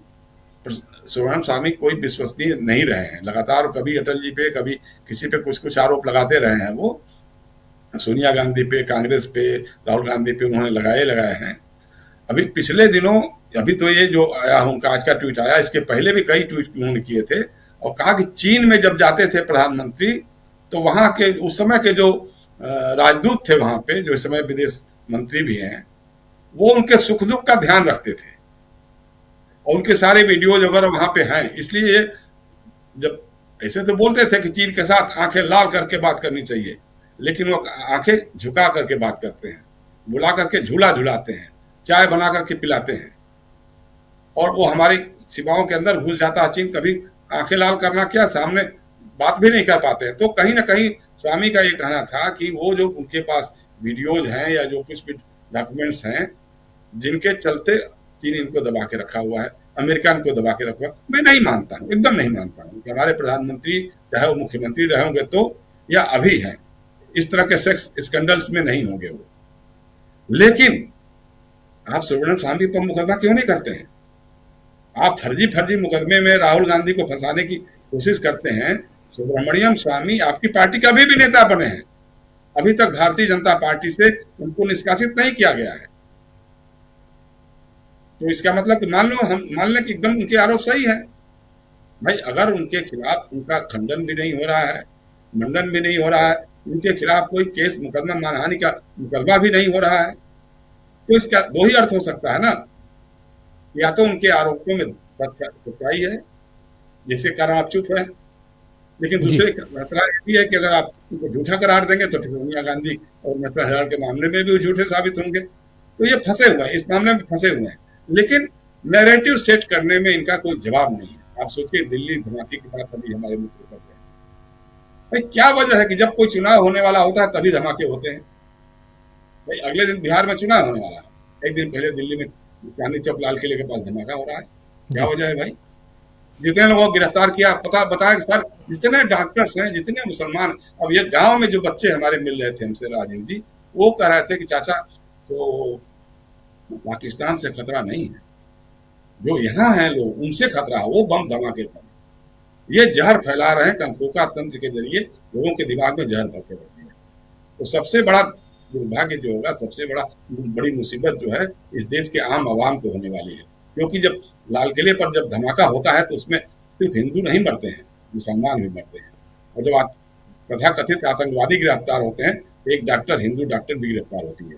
तो अब ये सब बातों का कोई नहीं है, लेकिन इन्होंने एक नैरेटिव बना दिया है। भाई सरकार 11 साल से तुम्हारी है, तुम सरकार चला रहे हो, पुलवामा हो जाता है, पहलगाम हो जाता है, पठानकोट हो जाता है, इतने धमाके होते जा रहे हैं, आतंकवादी हमले होते जा रहे हैं, और कहते हैं नहीं हमने तो कमर तोड़ दी, हम अब तो उनकी कमर टूट गई, अब तो इस सर्जिकल स्ट्राइक के बाद तो अब कभी कुछ कर ही नहीं सकते हैं, लेकिन उसका हमले रुक नहीं रहे हैं। एक बात इतना उल्टी पुल्टी बातें करते हैं। गृह मंत्री लगातार घुसपैठियों की बात कर रहे हैं और कह रहे हैं कि साहब आप सीमाओं पे जाकर देख लीजिए, पहले भी घुसपैठ होती थी, अभी भी हो रही है, रोक पाना मुश्किल है। अरे भाई जब तुम्हारे लिए रोक पाना मुश्किल है तो मनमोहन सिंह काहे का गृह मंत्री नहीं, फिर काहे का गृह मंत्री हो? किस बात के गृह मंत्री हो? तुम्हारी बीएसएफ है, तुम्हारी इंटेलिजेंस है, चलो ठीक है, वो नदी से पार करके आ गए, जंगल झाड़ से आ गए, लेकिन किसी गांव में गए होंगे, कहीं रुके होंगे, तुम्हारी इंटेलिजेंस है ना, वहाँ बीएसएफ के लोग हैं ना। बिहार का चुनाव बीत गया जयशंकर जी, बिहार का चुनाव बीत गया, बिहार में कितने घुसपैठिए मिल गए बता दीजिए? आज तक नहीं बता पाए। झारखंड में कितने मिल गए बता दीजिए? झारखंड में भी चुनाव हुए, 1 साल हो गए लगभग। दिल्ली में राजीव जी, दिल्ली में तो चुनाव हुआ, दिल्ली में बता दो कहीं पर भी। भाई ये नारा तो ये लोग कब से लगा रहे हैं, मतलब हमको लगता है कि अभी तो 11 साल से सरकार, 12 साल से सरकार है, उसके पहले से भी लगातार घुसपैठियों को बाहर निकाला है, बांग्लादेशी घुसपैठियों को बाहर निकालना है। अटल जी की सरकार आई चली गई, कल्याण सिंह की सरकार आई चली गई, नीतीश कुमार और बीजेपी 20 साल से राज कर रहे हैं, लेकिन एक भी नहीं निकल पा रहे हैं भाई। तो खाली ये नैरेटिव सेट करने में और भक्तों अंधभक्तों में, और सबसे दुर्भाग्य बात यह है गांवों में जो ओबीसी ईबीसी के लोगों के बीच में जो इन्होंने जहर फैला दिया है, वो बहुत दुर्भाग्यपूर्ण है। जी राजीव जी, ओबीसी ईबीसी के बीच जहर, बिल्कुल आप सही कह रहे हैं कि एक जहर इस ढंग से है कि समाज को बिल्कुल तोड़ डाला गया है, 2 भागों में, कई भागों में बांट डाला गया है। जल्दी से पहले अमलेंदु जी आपके पास आता हूं, फिर प्रफुल्ल जी आपके पास आता हूं। अमलेंदु जी आपके पास इसलिए आ रहा हूं क्योंकि बिहार के चुनाव का जिक्र भी कर रहा था मैं। बिहार में भी कल से या परसों से, मुझे जहां तक ध्यान है कल से ही विधानसभा का सत्र उसकी शुरुआत हो रही है, और अभी बिहार में होना यह है कि नए अध्यक्ष, विधानसभा अध्यक्ष की नियुक्ति भी होनी है। नीतीश बाबू यहां किसी भी हाल में नहीं चाहते हैं कि बीजेपी का अध्यक्ष बने। क्या कुछ डेवलपमेंट है अमलेंदु जी, जरा ये बताइए। इसलिए क्योंकि वहां से, बिहार से जो तार है वो जुड़ा हुआ है अभी भी, यहां का संसद सत्र का भी, इसलिए जरा आपसे समझना चाहता हूं क्या कुछ वहां डेवलपमेंट है बिहार में। देखिए राजीव जी, जो बिहार का डेवलपमेंट है उसका सीधा सीधा ताल्लुक जो है वो दिल्ली से है, और इस संसद सत्र से भी है, और मोदी जी के स्थायित्व से भी है कि मोदी जी की सरकार जिन बैसाखियों पर टिकी हुई है, तो वो बैसाखियां जो हैं वो कितना काम देंगी और कहाँ तक काम देंगी। एक तो पूरे बिहार चुनाव में जिस तरीके से भारतीय जनता पार्टी ने नीतीश कुमार के साथ छल किया, और वो ज्ञानेश कुमार जी की मदद के बावजूद जो सपना था अटल जी का वो पूरा नहीं हो पाया, तो अब वो उसको लेकर नीतीश कुमार बहुत ज्यादा सतर्क हो गए और पहले से ज्यादा सतर्क हो गए। चर्चा यह है राजीव जी कि नीतीश कुमार ने गृह मंत्री के पद पे नहीं अड़े, इसलिए कि उनको चाहिए विधानसभा का अध्यक्ष, और इसलिए उन्होंने स्वीकार कर लिया कि ठीक है, सम्राट चौधरी को गृह मंत्री बता देते हैं, वो तो मुख्यमंत्री के हाथ में रिशफल होगा, गृह मंत्रालय छीन लिया जाएगा, बाद में भी हो जाएगा, लेकिन उनको चाहिए विधानसभा अध्यक्ष। अब विधानसभा अध्यक्ष के लिए कल राजीव जी चुनाव की नौबत भी आ सकती है, ये बताया जा रहा है, ये चर्चा चल रही है, और इसलिए चल रही है कि उपेंद्र कुशवाहा जो है उन्होंने आपकी आवाज की क्लैरिटी थोड़ी सी कम हो गई, क्या चक्कर है देख लीजिए। खैर जी जी जी, अब ठीक है, अब आ रही है आवाज। अब ठीक है। हाँ, तो उपेंद्र कुशवाहा ने अपनी पार्टी की सारी कमेटियां राज्य, जिले की और प्रदेश की, मतलब कि सब राष्ट्र की सब भंग कर दी हैं। ये कहा जा रहा है कि ये जो है इसलिए भंग की गई है ताकि उनके विधायक जो हैं वो शामिल कराए जा सके जेडीयू में, और इसी के साथ एआईएमआईएम के जो है उनके भी 4 विधायक जेडीयू में शामिल हो सकते हैं, चर्चाएं चल रही हैं। अब बीजेपी अगर अपना चाहेगी स्पीकर, तो फिर चुनाव की नौबत आ जाएगी, उस समय फिर जेडीयू का स्पीकर चुन लिया जाएगा, क्योंकि इंडिया गठबंधन फिर उस समय मदद कर देगा नीतीश कुमार की, और ये बड़ा दल हो जाएंगे इसके बाद फिर बीजेपी से नीतीश कुमार। तो ये प्रक्रिया हो रही है, और चर्चा ये है कि हो सकता है कल ही ये नौबत आ जाए राजीव जी, कल ही, हालांकि पहले प्रोटेम स्पीकर जो शपथ दिलवाएंगे उसके बाद तो कल ही नौबत आ सकती है। हाँ, कल नहीं आती है तो 2-1 दिन में नौबत आ सकती है, चूंकि उपेंद्र कुशवाहा ने जिस तरीके से अपनी कमेटियां सब भंग की हैं, इसका मतलब साफ तौर पर यह है कि अब नीतीश कुमार उस तक बढ़ चुके हैं कि बीजेपी से बड़ा भाई अब वो विधानसभा के अंदर बन जाए, और फिर जो मोदी जी सपना देख रहे हैं उस सपने को चकनाचूर किया जा सके। और अगर ऐसा नहीं होता है तो फिर अगर नीतीश कुमार अस्थिर होते हैं, उनको विधानसभा अध्यक्ष नहीं मिलता है, तो फिर मोदी जी की दिल्ली की कुर्सी जो है वो भी अस्थिर होने की तरफ बढ़ेगी राजीव जी। ये एक तरफ से यहाँ पे, लेकिन यहाँ पे 2 बातें सामने आती हैं अमलेंदु जी। एक ये कि सीधे सीधे अगर बीजेपी का भी स्पीकर, विधानसभा अध्यक्ष वहां खड़ा होता है और नीतीश बाबू भी अपने विधानसभा अध्यक्ष को सामने लेकर आते हैं, दोनों के बीच अगर यहां वोटिंग की नौबत आती है, तो इसका मतलब है कि दोनों दलों के बीच दूरियां बढ़ेंगी। साफ है कि दूरियां बढ़ेंगी, और जब दूरियां बढ़ेंगी तो यह सरकार कितने दिनों तक चलेगी? बिहार की सरकार, नीतीश बाबू और बीजेपी की सरकार कितने दिनों तक चलेगी? एक तो ये सवाल यहां खड़ा होता है। ये इतना आसान नहीं है कि नीतीश कुमार अपने कैंडिडेट को भी खड़ा करें विधानसभा अध्यक्ष के लिए, और बीजेपी भी अपने कैंडिडेट को विधानसभा अध्यक्ष के लिए खड़ा करे और दोनों के बीच मुकाबला करवा दे। इतना आसान तो नजर नहीं आता है, लेकिन अगर इतना होता है तो यह भी हम तय माने कि सरकार ज्यादा दिन नहीं चलेगी, यह माना जाए। बिल्कुल राजीव जी, ये तो पहले से तय है कि सरकार ज्यादा दिन नहीं चलेगी, इस बात को नीतीश कुमार भी समझते हैं, और बीजेपी भी यही चाहती है ज्यादा दिन नहीं चले, लेकिन संभल संभल के बीजेपी कदम उठा रही है। तो नीतीश कुमार जो कदम चल रहे हैं वो इसलिए चल रहे हैं कि अगर आप हमारी बात नहीं मानेंगे तो फिर अभी हम संबंध खत्म कर लें, फिर क्यों आगे ज्यादा चला जाए, क्योंकि संबंध तो वैसे भी खराब होने। तो इसीलिए नीतीश कुमार हर हाल में विधानसभा अध्यक्ष चाहते हैं, वो किसी हाल में नहीं छोड़ेंगे। अगर बीजेपी हद से आगे बढ़ेगी तो इसका मतलब ये है कि फिर नीतीश कुमार अभी ही अलग होने की तैयारी शुरू कर देंगे, और ये अलग होने का ही एक तरीके से सूचक होगा राजीव जी कि नीतीश कुमार फिर अलग होने की तरफ बढ़ रहे हैं। अगर ये नौबत आती है, बीजेपी भी अपना खड़ा करती है और नीतीश कुमार भी खड़ा करते हैं, तो ये इसको एक तरीके से पहली पंक्ति जो है, मतलब ये पहली कदम जो है, ये माना जाएगा कि अब बिहार में गठबंधन बदल रहा है। ये हो सकता है, क्योंकि अब राजीव जी विपक्ष की तरफ से, खासतौर से इंडिया, मतलब विपक्ष यानी इंडिया गठबंधन की तरफ से नीतीश कुमार को लेकर किसी भी तरह की कोई टिप्पणी नहीं आ रही है, किसी भी दल की तरफ से, ना कांग्रेस की तरफ से, ना आरजेडी की तरफ से, ना कम्युनिस्ट पार्टियों की तरफ से किसी भी तरह की कोई टिप्पणी नीतीश कुमार के खिलाफ नहीं आ रही है। बिल्कुल एकदम खामोशी बरती गई है, और एसआईआर को लेकर भी वहां जो प्रहार किए जा रहे हैं उसमें निशाने पे बीजेपी ही है। तो यानी जो लालू प्रसाद यादव का, आपको याद होगा चुनाव से पहले एक बयान आया था कि ऐसे बीजेपी कैसे सरकार बना ली, हम लोग हैं ना, तो वो हम लोग हैं ना ऐसे कैसे सरकार बना लेगी, तो उस दिशा में आगे बढ़ सकता है, ये कयास लगाए जा रहे हैं। अब बढ़ेगा नहीं बढ़ेगा वो तो समय बताएगा, बीजेपी कितना आगे तक बढ़ती है। अगर मोदी जी ये तय कर चुके हैं कि बिहार की कीमत पे दिल्ली की कुर्सी गंवानी है, तो ये कल अपना फिर जोड़ देंगे कि हमारा स्पीकर बनाओ, क्योंकि बीजेपी अगर अपना स्पीकर बनाने के लिए जिद करती है राजीव जी, तो इसका मतलब सीधे सीधे यही है कि उसको आगे चलकर चाहे तो बीजेपी, मतलब जेडीयू को तोड़ना है, या दूसरे जो विरोधी दल है उनको तोड़ना है और अपने को बड़ा बनाना है। सीधी सीधी बात फिर यही होगी।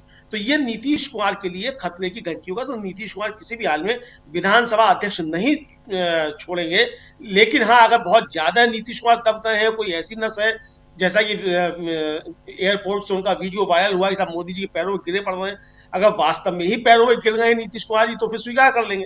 लेकिन जो चर्चा चल रही है, जो उपेंद्र कुशवाहा ने अपनी जो कमेटियां भंग की हैं, उससे ये कयास लग रहे हैं कि ये एक तैयारी नीतीश कुमार कर रहे हैं जी बीजेपी से थोड़ा सा जी बिल्कुल थोड़ा सा हम लोग खबरों को यहां दिल्ली से लेकर बिहार चले गए दोस्तों, और इसलिए क्योंकि बिहार की गतिविधियां भी कल से हम बहुत चेंज होते, हो सकता है ना भी चेंज हो सकता है बहुत सामान्य गति से सब कुछ चले, बीजेपी अपने स्पीकर को वहां ले आए, ये भी हो सकता है विधानसभा अध्यक्ष आ जाए वहां पे बीजेपी का, ये भी हो सकता है। लेकिन दो बातें यहां महत्वपूर्ण हैं, वो समझना यहां जरूरी है। फिर आता हूं सीधे प्रफुल्ल जी आपके पास। पहली बात कि नीतीश बाबू अगर इतने ही कमजोर होते, जो पैरों पर गिर रहे थे, बार बार कह रहे थे कि उधर चले गए थे, अब उधर नहीं जाएंगे, इधरे रहेंगे, तो वो इधरे रहेंगे तो हैं तो इधरे यानी बीजेपी के साथ, लेकिन उन्होंने सीएम की कुर्सी क्यों नहीं छोड़ी?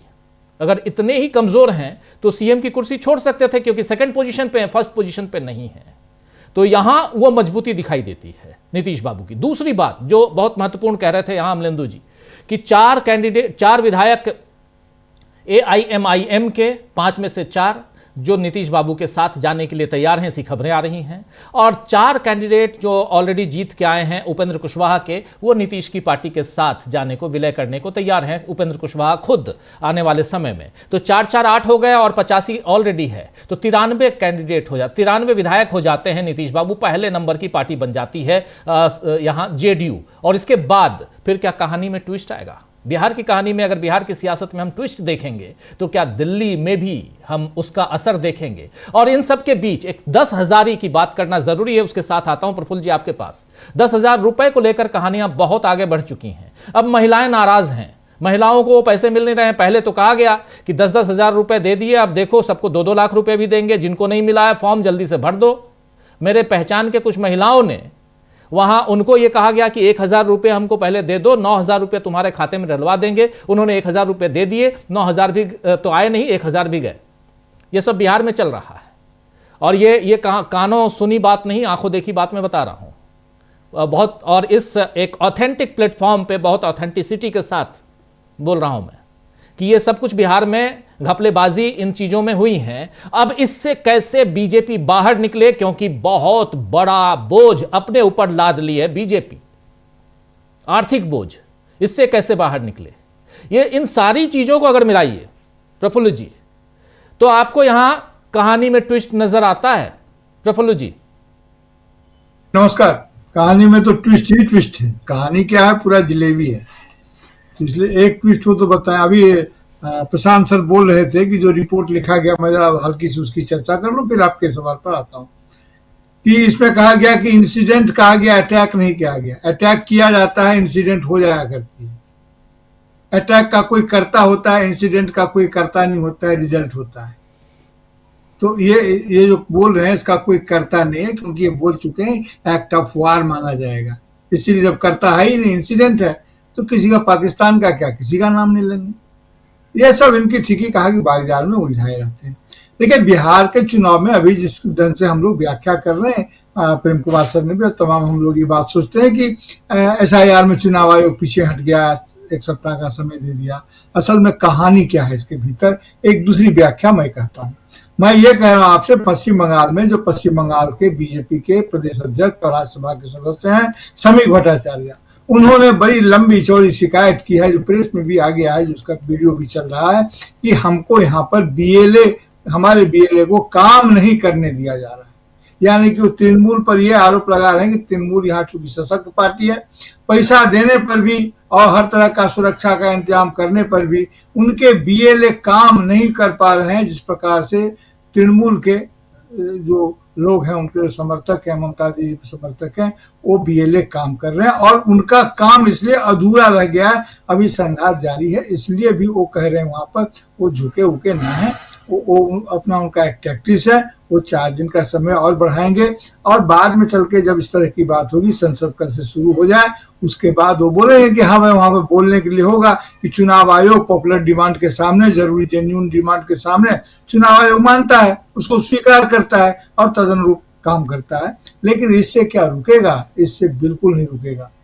भारतीय जनता पार्टी ने निश्चित रूप से बिहार में अपनी जान फंसा ली है, क्योंकि ये पैसा वहां ही नहीं, आपको जानकारी होगी, आप लोग बड़े पत्रकार हैं, खबर तो लेते ही रहते हैं, मनरेगा तक का पैसा ऐसे ही जाता है। पहले 20% रख लिया जाता है, 20% मैं बता रहा हूँ, 40% नहीं। उसका जो पैसा जाता है 20% रखवा लेते हैं उनके जो एजेंट होते हैं ब्लॉक लेवल, उसके बाद उनके खाते में पैसा जाता है। जो किसान निधि का जो पैसा जाता है, पहले उनसे स्लिप साइन करवा लिया जाता है, विथड्रॉल स्लिप। तो ये उन पर बोझ आएगा, पाप का बोझ कहिए या जो भी कहिए। जनता अगर जागरूक होती तो क्यों नहीं बोझ इनको समझ में आता। जनता तो इस स्थिति में पहुंच गई है कि भाई जो मिल जाए वही काफी है, और वो जवाबदेही कहाँ तय करती है, कहाँ इन वायदों को और कमिटमेंट्स को वो पकड़ते हैं। इसलिए अब बड़ी विचित्र स्थिति हमारे यहाँ पर ये हो गई। अब बीएलओ की सैलरी में भी बढ़ोतरी कर रहे हैं, तो बिहार का क्या, बिहार का तो जो होना था सो हो गया। अभी विपक्षी एकता की जब हम लोग बात करते हैं बार बार, तो हमारे सामने में इंडिया गठबंधन आता है। लेकिन सर, मैं विनम्र निवेदन करूं कि विपक्ष की संरचना भी वैसी नहीं है। अभी बिहार की राजनीति को, बिहार और चंद्रबाबू नायडू दोनों मिलकर के जितनी ताकत है उनके पास संसद में सरकार को बचाने के लिए, या भारतीय जनता पार्टी को जिसकी जरूरत हो सकती है, उतनी अकेले ममता बनर्जी के पास है। तो अभी जैसे ममता बनर्जी जी भी भारतीय जनता पार्टी के संसद में उनकी सरकार की जरूरतों को समझ रही हैं, भाप रही हैं, और भारतीय जनता पार्टी भी दीदी की ताकत का आकलन कर रही है। इसलिए भारतीय जनता पार्टी यहाँ पर उस ढंग से अग्रेसिव नहीं हो पा रही है। उनको जो है सो, क्योंकि यहाँ का दीदी का एग्रेशन उससे ज्यादा है। इसे एफआईआर वगैरह हो गया, वो क्या चाहते हैं, वो सिर्फ ये चाहते हैं कि राहुल गांधी को एग्रेसिवनेस उनको कम करके उनको ऑफेंस के डिफेंस के मुद्रा में ले आए, ऑफेंसिव नहीं करके, ताकि वो अपना डिफेंस करने लगे। ये इस तरह की छोटी छोटी बातों पर हमारी राजनीति चल रही है। सबसे संक्षिप्त सत्र यह होगा, इसमें महाभियोग आ सकता है, संभवतः शायद पिछली बार ही आ जाता, लेकिन विपक्ष इतना बिफरा हुआ था, लेकिन कई कारणों से ना आया होगा। इस बार आ सकता है। क्या गुपचुप तैयारी हुई है, सांसदों के हस्ताक्षर ले लिए गए हैं या नहीं लिए गए हैं, अभी तो ये बात पब्लिक में नहीं है। और पब्लिक में बात सिर्फ इतनी सी है, किरण रिजिजू ने जो सर्वदलीय बैठक के साथ या उसके बाद कही है बात कि शांति पूर्वक सब कुछ मर्यादा पूर्वक हो जाना चाहिए। आप शांति की भी बात करते हैं तो कब करते हैं कि आप कोहराम करते रहें और बाकी लोग खामोश रहें, तो इसे शांति कहते हैं। तो अब शांति कहाँ है? भारत के लोक में शांति है नहीं, और जिस तरह की धाराओं का इन्होंने इस्तेमाल किया है वह बहुत ही भयानक है। इसलिए विपक्ष की जब हम बात बोलते हैं तो मुझे लगता है कम से कम राज्यों के संदर्भ में कांग्रेस को ये सोचना चाहिए, क्योंकि विपक्ष की एकता, विपक्ष की सफलता तो पार्टियां चाहती हैं, लेकिन वो चाहती हैं विपक्ष यानी माइनस कांग्रेस। कांग्रेस को बात देकर के जो विपक्ष बचता है, ये उसकी सफलता चाहते हैं विपक्षी पार्टियां। इसलिए विपक्षी पार्टियों की एकता पर भी हमें विश्लेषण करते समय ध्यान रखना होगा, क्योंकि अभी सभी कांग्रेस को अलग कर रहे हैं, सभी कांग्रेस को दोष दे रहे हैं। भाई जब आपको दे दिया, बटन दे दिया, आप चुनाव के संयोजक आप थे, मैं तेजस्वी यादव जी से मेरा आशय है कि पूरे के पूरे संयोजन आपको दिया गया, आप लीडर थे, आप आगे हुए, लेकिन दोष देने के समय में सिर्फ कांग्रेस और राहुल गांधी आ जाते हैं कि कांग्रेस के साथ ऐसा हुआ।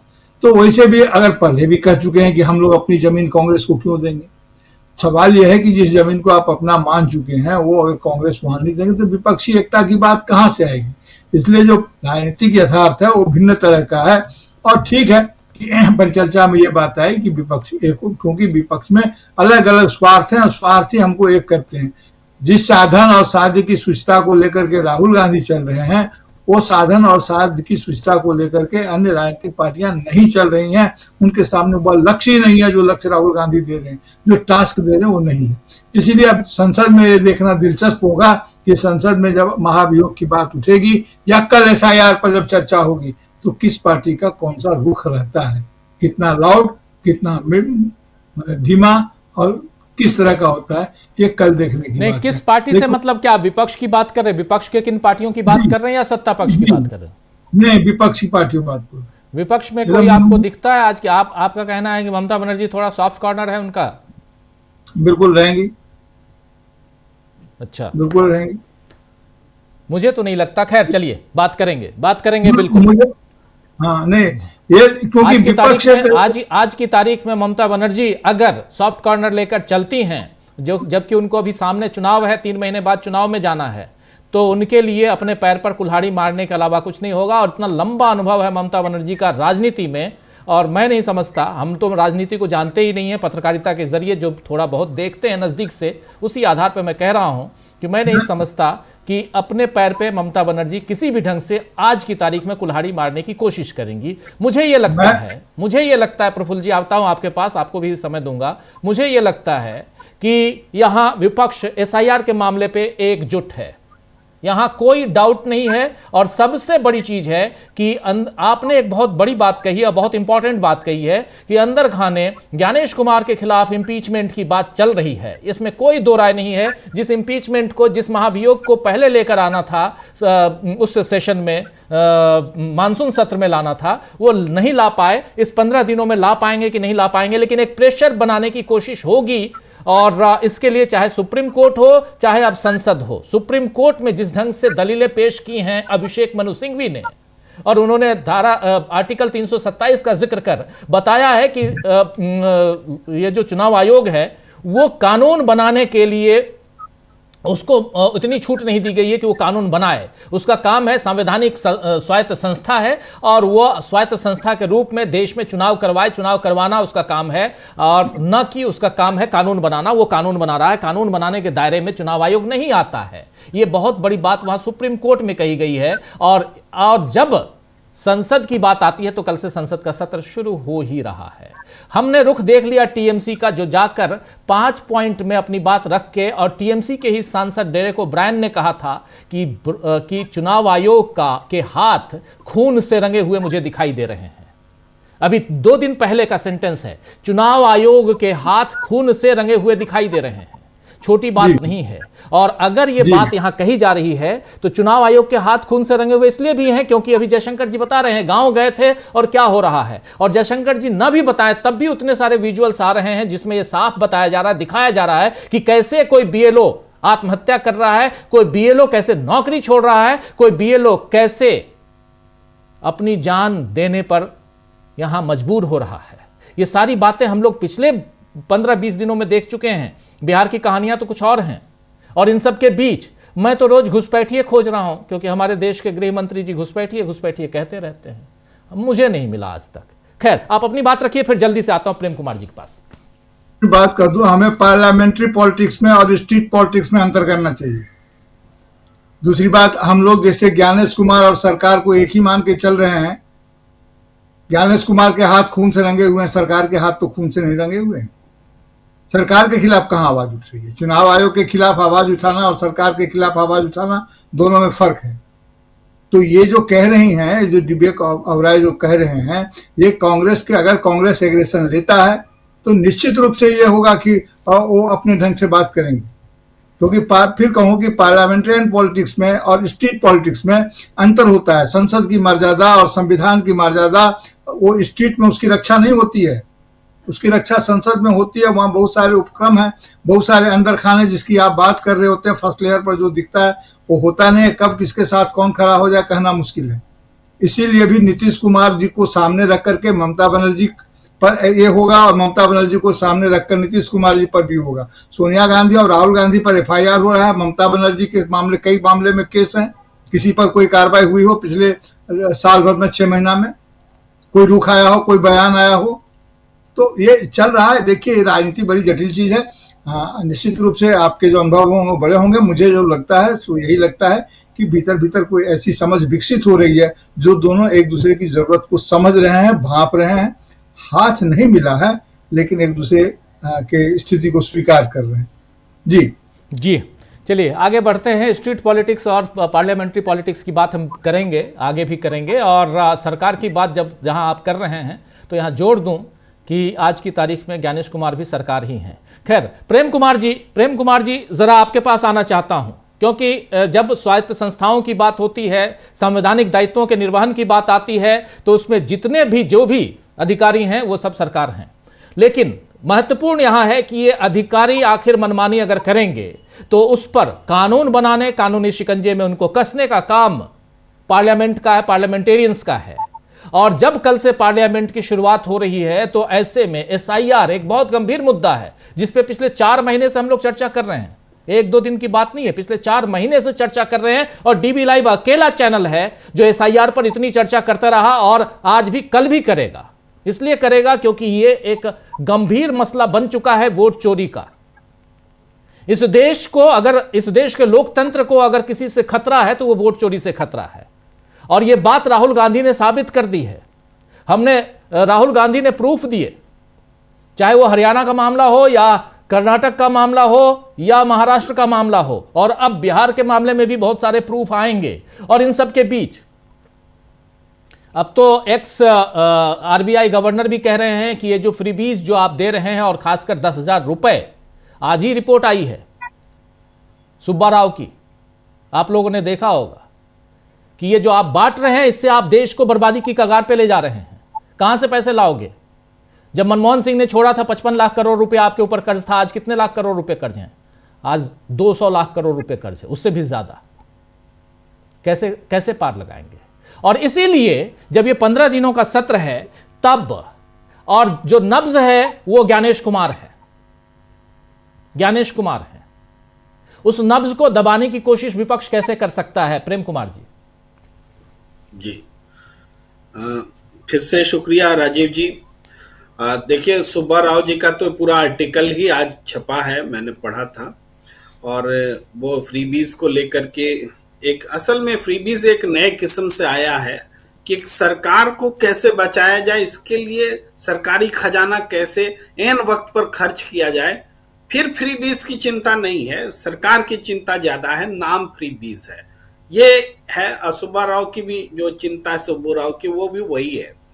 मैं अब थोड़ी सी बात प्रफुल्ल कोलख्यान जी की बात से आगे करता हूं। थोड़ा मुझे लगता है कि आप जो बोल रहे हैं वो भी सही है और प्रफुल्ल कोलख्यान जी बोल रहे हैं उसमें भी, दोनों एक बात मैं अपनी रखना चाहता हूं। वो ये है कि देखिए, कांग्रेस जो पूरे देश में एक आंदोलन और प्रतिपक्ष के रूप में खुद को खड़ा करते हुए डेवलप हो रही है, तो उसके पीछे कारण है मुद्दों को पकड़कर वो ऐसा कर रही है और राहुल गांधी ऐसा कर पा रहे हैं। तो वो मुद्दे क्या हैं? उसमें संघीय संरचना एक बहुत बड़ी बात है, जिसमें कि राज्यों के अधिकार कैसे बचेंगे। राज्य दर राज्य बीजेपी चुनाव जीतती चली गई है और उसमें चुनाव चोरी की एक बड़ी भूमिका है। वो भी एक वो बड़ी बात है जो कांग्रेस कर रही है और जिससे क्षेत्रीय दलों की जो सरकार में है उनके हित भी जुड़े हुए हैं। यानी कांग्रेस उन राज्यों, उन क्षेत्रीय दलों की जो सत्ता में है उनकी भी बात बोल रही है। ये एक बात है। तो यहाँ हितों का टकराव ना होकर के हितों का एक तरह से सामंजस्य है, जहां तक टीएमसी और कांग्रेस की बात है। लेकिन पॉलिटिक्स कहाँ है, जहां डिफरेंट है, वो है कि पश्चिम बंगाल में जैसे पॉलिटिक्स ऑफ पोलराइजेशन होती है, तो उसमें ममता बनर्जी को भी वही जरूरत है जो भारतीय जनता पार्टी को जरूरत है।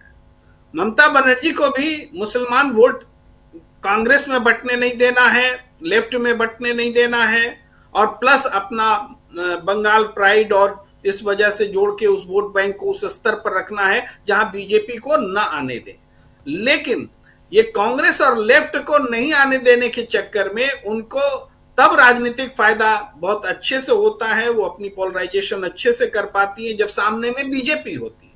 और उसी तरह से बीजेपी में भी, बीजेपी को भी कांग्रेस नहीं चाहिए, क्योंकि कांग्रेस जहां मजबूत होगी, नेशनल लेवल पर बीजेपी की चुनौती कांग्रेस है। तो कांग्रेस स्थानीय स्तर पर टीएमसी की पॉलिटिक्स को सूट नहीं करती, कांग्रेस नेशनल लेवल पर हर स्टेट में बीजेपी को सूट नहीं करती। तो मुझे लगता है कि प्रफुल्ल कोलख्यान जी यहीं पर वो कुछ बात बोलना चाह रहे हैं और उसको उसी नजरिए से समझने की जरूरत है। लेकिन आप बिल्कुल सही कह रहे हैं कि जो चुनाव आयोग की जो करतूतें हैं उसके खिलाफ आज टीएमसी जितने एग्रेशन के साथ खड़ी है, वो एग्रेशन पूरे देश की जरूरत है। लेकिन वो एग्रेशन टीएमसी पश्चिम बंगाल तक सीमित रखे हुए है, अपने हितों तक सीमित रखे हुए है। वो एग्रेशन बिहार के समय कहां ले रखी थी टीएमसी, क्यों नहीं बोल रही थी? या फिर राष्ट्रीय स्तर पर जब सवाल आता है तब अभी भी जो बात महाभियोग की आ रही है, क्या महाभियोग लगाते समय सारा ऑपोजिशन उसी ताकत के साथ, जितनी ताकत टीएमसी पश्चिम बंगाल में दिखा रही है, वैसी ही ताकत, वैसी ही शिद्दत के साथ लोकसभा में नजर आए, तो ये देश की जरूरत है। ये होता है कि नहीं होता है, ये देखने की बात है और बहुत महत्वपूर्ण बात है। उसके बाद देखिए, बीएलओ की हत्या, आज भी मुरादाबाद में हत्या हुई, कल देवरिया में हुई, एसडीएम रोती हुई मिली, वहां सांत्वना देने गई थी। ये आत्महत्याएं रोज हो रही है। आत्महत्या, इसको हत्या कह लीजिए, आत्महत्या कर लीजिए, लेकिन ये आम हत्या भी नहीं है और ये नेचुरल जैसे सुसाइड होता है वो भी नहीं है। इसको मैंने बार बार कहा है कि ये आर्थिक तंगी से आत्महत्या नहीं है, ये पारिवारिक कलह से आत्महत्या नहीं है। ये वर्क प्रेशर है, आपके ऊपर दबाव डाला जा रहा है कि आप इतने दिनों में ये काम पूरा कीजिए। आपने देखा, हमने तो सामने देखा नोएडा, ग्रेटर नोएडा में, गाजियाबाद में, कैसे एक एक दिन में 61, 62, 65 बीएलओज को सस्पेंड किया गया, सैलरी काटी गई, एफआईआर दर्ज हुए हैं। ये सब यहां हुआ। तो इसलिए ये प्रेशर है, जब आपके ऊपर आपके काम का प्रेशर हो और इतना ज्यादा प्रेशर हो प्रेम कुमार जी कि आप कल को नौकरी करेंगे कि नहीं करेंगे, आपकी नौकरी रहेगी कि नहीं रहेगी, ये प्रेशर हो। रात को 2-2 बजे अगर फोन करके अगर आपका अधिकारी कहे कि तुम कर क्या रहे हो, अभी तक तुमने मात्र इतना ही किया, इतने घरों में ही गए, तब वो क्या करेगा? ये कहानियां आ रही हैं, सामने आ रही हैं। बाद वाली ताजा जो घटना है, समझ में नहीं आता है कि उस घटना को बोलने के लिए हमारे पास जो निश्चित शब्दावली है उसी में हम कहते हैं, नए शब्द भी नहीं है उस भावना को व्यक्त करने के लिए। एक बाप जिसकी 3-3, 4-4 बेटियां हैं और वो बीएलओ की जिम्मेदारी निर्वाह कर रहा है, वो चिट्ठी लिखता है और उसी को चिट्ठी लिखता है जिससे प्रेशर महसूस कर रहा है और उसी से महसूस कहता है कि मेरी बच्चियों के प्रति हमदर्दी रखना, और वो ये कहता है हमारे परिवार को कोई जिम्मेदार मत ठहराना, पूछताछ मत करना। इस सिचुएशन को हम कैसे बयां करेंगे? हमें तो बयां करने के लिए शब्द ही नहीं है। ये पूरा जो सिचुएशन है, आप कह रहे हैं जरूर कि प्रेशर से हत्या है, लेकिन हम तो कह रहे हैं हम प्रेशर से भी वो बात बयान नहीं हो रही है। भाई आत्महत्या हम बोले कैसे, हत्या हम बोले कैसे, संवैधानिक जो स्थिति है, कानूनी जो परिभाषा है, तो फिर ये क्या है? प्रेशर में क्या है? प्रेशर में मौत है, दुख क्या है? ये हम कह रहे हैं शब्द नहीं है, लेकिन ये शासक की ओर से, शासन की ओर से एक ऐसी सीरीजबद्ध घटनाएं हैं जो अपनी आवाम की जान ले रहा है। इसको चाहे जैसे लोग डिफाइन करना चाहे कर सकते हैं, मगर ये इससे बड़ा मुद्दा देश में नहीं हो सकता कि देश की स्वायत्त संस्थाएं, देश की सरकार, स्थानीय सरकार और पूरी पॉलिटिक्स इसका रास्ता नहीं खोज पा रही है और हमारी जनता वो बीएलओ के फॉर्म में जो मौजूद है, काम करते हुए, काम के दबाव में अपना परिवार छोड़कर अपनी जिंदगी को कुर्बान कर रहे हैं। ये एसआईआर के परिप्रेक्ष्य में इस पर विचार करना जरूरी है। और भी बड़ी बातें हैं जिस पर हम लोग लगातार चर्चा कर ही रहे हैं। जी बिल्कुल बिल्कुल। जयशंकर जी को जाना है, थोड़ा जल्दी से आता हूं जयशंकर जी के पास। और दरअसल ये रिप्रेजेंटेशन ऑफ पीपल एक्ट 1951 का उल्लंघन हो रहा है। जो आप कह रहे हैं ना प्रेम कुमार जी कि ये है क्या, ये उसका उल्लंघन है। ये सीधे शब्दों में आप अपने आपको जो शक्ति दी गई है, ताकत दी गई है, उसका आप गलत इस्तेमाल कर रहे हैं। जो काम आजादी के बाद से आराम से होता आ रहा था, क्या देश में आजादी के बाद नई वोटर लिस्ट का निर्माण नहीं हुआ था? क्या वोटर लिस्ट तैयार नहीं किए गए थे? क्या पहले एसआईआर, चलिए पहली बार हो रहा है, लेकिन एसआर या रिवीजन नहीं हुआ क्या? हर बार हर जगह चुनाव में तो यही होता है, चुनाव से पहले फाइनल वोटर लिस्ट आती है। बिहार में भी आई थी जनवरी महीने में, अभी 5 राज्यों के भी आने थे, उससे पहले भी जो चुनाव हुए वहां भी आए कि फाइनल वोटर इतने हैं, और हो गए। वहां पे वो लॉक हो जाता था कि इतनी तारीख तक आप लोग कर लीजिए, नाम इसमें जुड़वा लीजिए जिनके नाम, और उसके बाद हर जगह हम लोग भी पिछले इतने साल से वोट डाल ही रहे हैं। और वोट को बहुत नजदीक से जयशंकर जी ने देखा है। रिप्रेजेंटेशन ऑफ पीपल एक्ट 1951 और उसका जिस ढंग से उल्लंघन हो रहा है, जयशंकर जी जरा उस पर आपकी टिप्पणी चाहूंगा। मैं जान रहा हूं आपको निकलना है, तो प्लीज। राजीव जी, ये तो लगातार उल्लंघन हो रहा है ना। बिहार तो सबसे बड़ा प्रमाण है। हमने उस समय भी यहाँ चर्चाओं में कहा था कि अब तो चुनाव आयोग ने ऐसी परिपाटी बना दी है कि जहां वोट वहां के वोटर हमने दिल्ली में भी मतदान किया है, हरियाणा में भी मतदान किया है, और अब बिहार में चुनाव हो रहा है तो हम यहां से नाम हटा लेंगे, वहां नाम जुड़वा लेंगे। एक तो हुआ है। जो कानून है, आचार संहिता है, कि जिस दिन चुनाव की अधिसूचना जारी हो जाती है उसके बाद कोई भी अब की चालू जो परियोजनाएं हैं वो भी ठप हो जाती हैं, रुक जाती हैं। लेकिन 10,000 रुपए तो आपने जब बांटा है मतदान होने के समय तक बांटा है, तो ये तो है धांधली, बेईमानी है। उसी तरह से SIR जो नाम बताया ही था यूपी में जो हो रहा है, देखिए असल बात क्या है राजीव जी, पता नहीं महाभियोग किस ढंग से लाया जा रहा है, किस ढंग से नहीं लाया जा रहा है। कई बार तकनीकी खामियां निकाल करके रद्द कर देते हैं, कभी कुछ हो जाता है। मुझे कहना है कि देखिए अभी जो संसद का सत्र हो रहा है तो बहुत सीमित है, 15 दिन का है, उसमें भी कितने दिन चलेगा मालूम नहीं है। विपक्ष को समय बहुत कम मिलेगा।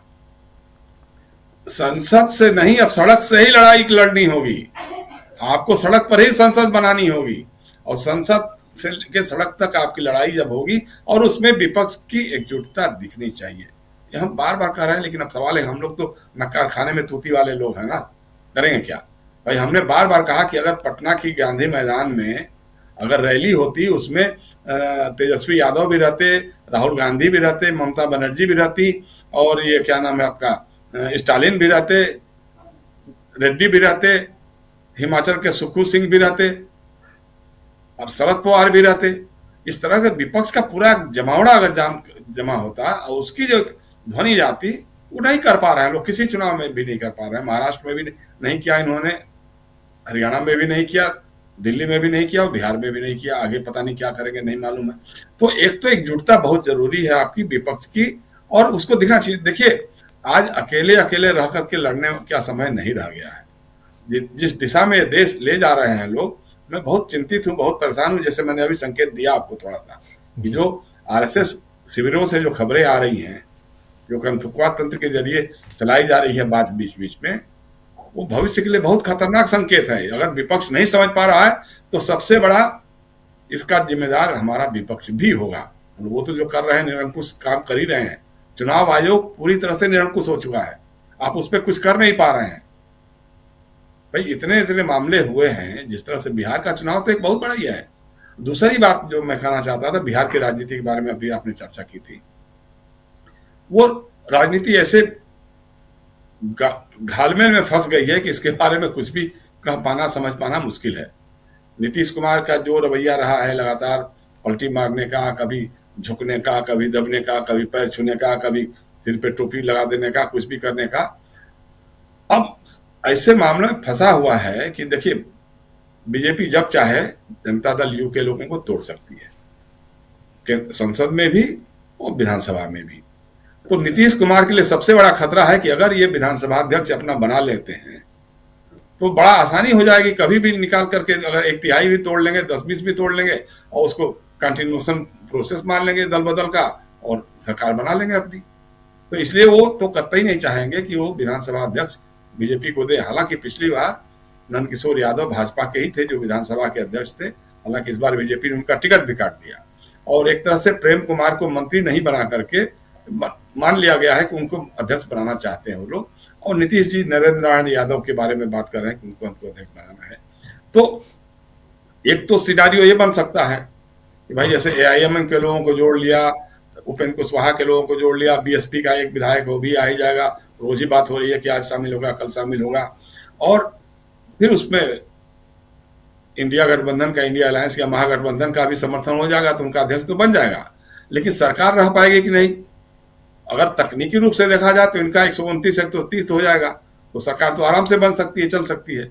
लेकिन बीजेपी बनने देगी कि नहीं देगी, ये देखने वाली बात होगी, क्योंकि लोकसभा के मेंबर्स तो जो है आधे से ज्यादा बीजेपी के ही माने जा रहे हैं।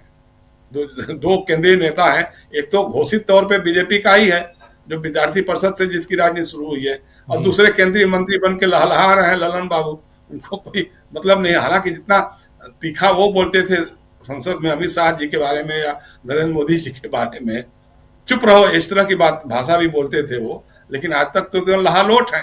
तो उसी तरह के कई सांसद भी हैं, और विधायक दल में भी जो है एक बड़ी संख्या जनता दल यू में है जो भाजपा के साथ ही रहने के सोचती है। तो उस समय हो सकता है कि भाजपा वो खेल भी करे। तो इसलिए अभी इसको वाच करना होगा, बड़ा नजदीक से देखना होगा कि कब क्या वहां होता है और क्या खेल खिलता है, क्या गुल खिलाते हैं नीतीश कुमार या भाजपा के लोग। क्योंकि सम्राट चौधरी को गृह मंत्री के रूप में स्वीकार करना ये नीतीश कुमार की बहुत बड़ी हार है। और भाजपा को सम्राट चौधरी जिसे भ्रष्ट, हत्या के अभियुक्त, फर्जी डिग्री वाले आदमी को गृह मंत्री जैसा पद देना बनाना, ये भाजपा का बड़प्पन है, बहुत बड़ा नैतिकता का उदाहरण है। इससे बड़ा तो कुछ हो ही नहीं सकता है। मैं अभी यही करूंगा। गृह मंत्री जी ने कहा था कि बड़ा आदमी बना दूंगा, आप जिता के लाइए, बड़ा आदमी बड़प्पन है ना जी, बड़प्पन है, बना दिया। एक 7वीं पास गृह मंत्री ने अपना पद दे दिया, गृह मंत्रालय बिहार का। आज तक जो है मैट्रिक की डिग्री नहीं दिखा सका हो, जिसपे 6 लोगों की हत्या का मुकदमा रहा हो, जेल गया हो, और पहला काम तो वही करेगा ना गृह मंत्री के, अपने ऊपर से मुकदमे सब हटा लेगा। तो खैर ये बड़ा काम भाई, भाजपा है बहुत क्या बोलते हैं, औरों से अलग दिखने वाली, चाल चरित्र चेहरे में अलग दिखने वाली पार्टी है, तो उसका काम है, देखते रहिए। बिल्कुल जी राजीव जी जी जी, बहुत बहुत नमस्कार, बहुत शुक्रिया आपका जयशंकर जी। प्रशांत जी कुछ जोड़ रहे थे? प्रशांत जी। मैं तो सिर्फ इतना कह रहा हूं कि जो केंद्रीय गृह मंत्री है वो विश्व के सबसे शरीफ आदमी है।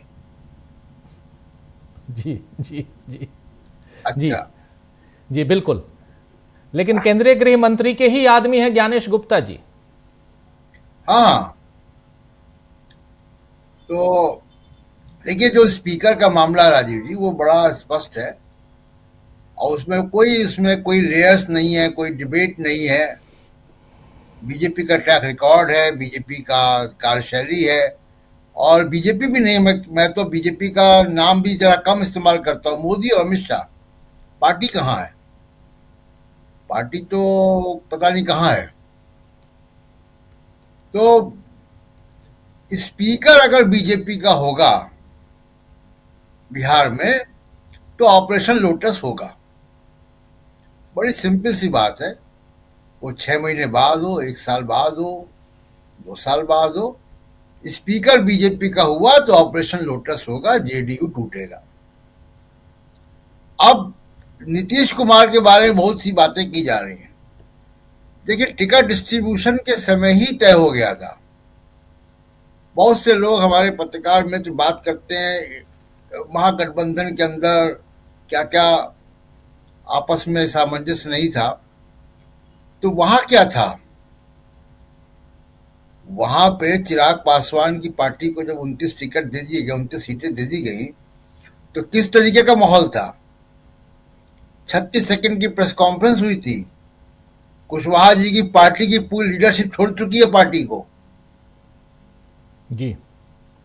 तो वहां भी तो काफी कुछ हो रही है, आतिशबाजी। सवाल यह है कि केवल आपने इलेक्शन कमीशन के सहारे चुनाव जीता है, इस सच को स्वीकार करना पड़ेगा। और अगर ये बात सत्य नहीं है तो आज से 4 महीने बाद आप दोबारा चुनाव करवा दें। वोटर लिस्ट जो जनवरी में हुई थी उसमें जो नेचुरल तरीके से जो नाम जोड़ेंगे उनको जोड़ दें, जो जनवरी 2025 में वोटर लिस्ट आई थी। और लेवल प्ले फील्ड जो है उसको क्रिएट कर दें, चुनाव करवा के देख लें आप, 3 महीने बाद करा के देख लें। सबसे बड़ी बात तो यही है, सबसे बड़ी बात तो यही है कि अगर लेवल प्लेइंग फील्ड है ही नहीं तो आप किसी भी ढंग का चुनाव करवा लो ना, रिजल्ट को तो आप अपने हिसाब से लेके आ रहे हो। बिल्कुल। तो ये तो वैसे ही कंसेंसस है जैसा कि मतलब इसका कोई मतलब ही नहीं है डेमोक्रेसी में। दुनिया की किसी डेमोक्रेसी में इसकी अवधारणा नहीं है कि इस तरीके का इलेक्शन कमीशन होगा। और विपक्ष अगर देखिए ये आरोप लगा रहा है ज्ञानेश कुमार पे, अब अगर महाभियोग लाता है तो केवल एसआईआर मुद्दा नहीं है, पूरा चुनावी तंत्र, इलेक्शन कमीशन का स्ट्रक्चर, कैसे नियुक्त हो गए चुनाव आयोग, वो काम कैसे करेगा, उसकी जवाबदेही कैसे होगी, मॉडल कोड ऑफ कंडक्ट कौन लागू करेगा, वो पिनल कोड क्यों नहीं बनेगा। इलेक्शन के कितने जब अभिषेक मनु सिंघवी जी का हम लोग इंटरव्यू कर रहे थे, उन्होंने बड़ी अच्छी बात की थी कि 3 महीने पहले फाइनेंशियल जो है वित्तीय मामले उस पर रोक लग जाए कि आप कोई डायरेक्ट ट्रांसफर नहीं करेंगे। ये सब चीजें डिस्कस होनी चाहिए कि लेवल प्ले फील्ड कैसे बने। तेजस्वी यादव 10,000 रुपए नहीं दे सकते थे पूरी आधी बिहार की महिलाओं को, 1 करोड़ से ऊपर महिलाओं को, 1.25 करोड़ 1.5 करोड़ महिलाओं को। कोई विपक्षी पार्टी दे सकती है क्या? नहीं। तो जब फिर तो लेवल प्ले फील्ड ही नहीं हुई, उसके बाद आप जो भी एनालिसिस आप करते रहो कि नहीं हमको तो एनडीए की वेव दिखाई दे रही थी, बहुत से लोगों को लहर चुनाव के नतीजे आने के बाद लहर दिखी थी जी एनडीए की। हमने वहां 20 दिन बिताए, हमको नहीं नतीजे के बाद हमने वहां 20 दिन बिताए, हमको लहर नहीं दिखाई दी थी और हमको बहुत से लोगों की मेहनत नहीं दिखाई दी थी, लेकिन वो बाद में दिखाई देती है। खैर, तो ये बहुत महत्वपूर्ण मुद्दा है, केवल एसआईआर का मुद्दा नहीं है, ये मुद्दा पूरे चुनाव प्रक्रिया के रिफॉर्म्स का मामला है। और आखिरी बार रिफॉर्म जो है वो सुप्रीम कोर्ट के जबरदस्ती करवाने पे हुआ था, जब मल्टी मेंबर इलेक्शन कमीशन बना था। उसके बाद से इलेक्शन कमीशन में कोई रिफॉर्म नहीं हुआ। ये कौन करेगा? ये संसद ही करेगी, संसद के माध्यम से तो होगा। इसको मतलब किरण रिजिजू तो नहीं करेंगे, ना अमित शाह करेंगे। दूसरी एक महत्वपूर्ण बात जो संसद में होनी चाहिए, और ये बात सुप्रीम कोर्ट में भी जानी चाहिए, दिल्ली का, मुंबई का प्रदूषण, गैस चैम्बर 700, 800, 900 तक AQI अगर जा रहा है तो वो 45-50 सिगरेट के बराबर का नुकसान करता है। उन बच्चों की सोचिए जो 1-1.5 साल के बच्चे हैं, दिल्ली की इस प्रदूषित हवा में उनके लंग्स की ग्रोथ नहीं होगी। तमाम स्टडीज आ रही जो कह रही हैं कि 5 साल आयु कम हो रही है जी। तो ये सीधा सीधा आर्टिकल 21, भारत के संविधान के आर्टिकल 21 जो लाइफ एंड लिबर्टी की बात करता है कि सरकार को इंश्योर करना है कि जीवन की सुरक्षा होगी, तो कैसे होगी अगर 500 AQI में दिल्ली के और NCR के 3 करोड़ लोग रहेंगे? तो ये संवैधानिक आवश्यकता है दिल्ली का प्रदूषण, ये मामला भी संसद में होना चाहिए। जी बिल्कुल। चुनाव सुधार सबसे इंपॉर्टेंट है प्रफुल्ल जी, चुनाव सुधार। और उसमें जो बात कह रहे हैं यहाँ प्रशांत जी कि चुनाव आयुक्त की नियुक्ति, आयुक्तों की नियुक्ति से लेकर EVM के घोटाले से लेकर वहाँ बैलेट पेपर के घोटाले से लेकर ये फ्रीबीज, डायरेक्ट बेनिफिट ट्रांसफर, इन सब पे बात होनी चाहिए। क्या लगता है कि ये सारी चीज़ें आने वाले समय में उस दिशा में, जैसे ही एक अच्छी बात यहाँ प्रशांत टंडन जी रख रहे हैं, उस दिशा में देश जा सकता है? जी, देश को तो उस दिशा में जाना ही होगा। जा सकता है क्या, अगर लोकतंत्र को बचाना है तो उस दिशा में जाना ही होगा। मैं आपको बताऊं, पहले भी मैंने कहीं कहीं पर ये बात रखी है सामने कि चुनाव आयोग आयुक्तों की नियुक्ति का मामला जितना सरल है और जितना उनको अधिकार दिया गया है, उनको उनकी विनियुक्ति का मामला यानी कि पद मुक्ति का मामला उतना ही जटिल है। दोनों में कोई सामंजस्य नहीं है। जिसकी पद विमुक्ति यानी कि हटाया जाना, इम्पीचमेंट जितना मुश्किल है, उसकी नियुक्ति को भी संसद के अधीन होना चाहिए।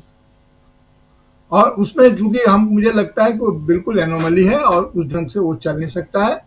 हमारे पुरखों ने कुछ सोच के वैसा किया होगा, लेकिन अब उसमें बदलाव की जरूरत है। पहला तो इलेक्टोरल रिफॉर्म्स, मुझे तो ये लगता है। लेकिन क्या कीजिएगा, अभी इन्होंने तो कहा SIR के मामले में कि उनके हाथ खून से रंगे हुए हैं, लेकिन बिहार चुनाव के बाद सबसे पहले किसने कहा था कि SIR चुनाव में कोई मुद्दा नहीं था? आज लग रहा है मुद्दा है। और उस समय में उन्होंने कहा कि कोई मुद्दा नहीं है। और सबसे पहले SIR पर सबसे ज्यादा जोर किसने दिया? वोट चोरी यात्रा किसने की? उनको ये कह रहे हैं कि कांग्रेस से ही रिश्ता तोड़ लिया सबसे पहले। बिहार चुनाव के हार का ठीकरा कांग्रेस पर, राहुल गांधी पर फोड़ दिया और अनावश्यक बेमौसम की बात पॉलिटिकल बयान हो गया कि कांग्रेस से कोई रिश्ता नहीं रहेगा चुनाव में। ताकि किसको कहा गया, ये बयान किससे संबोधित था? क्योंकि हर वह राजनीति जो कांग्रेस को दूर करती है, राहुल गांधी को दूर करती है, वह भारतीय जनता पार्टी को सूट करती है।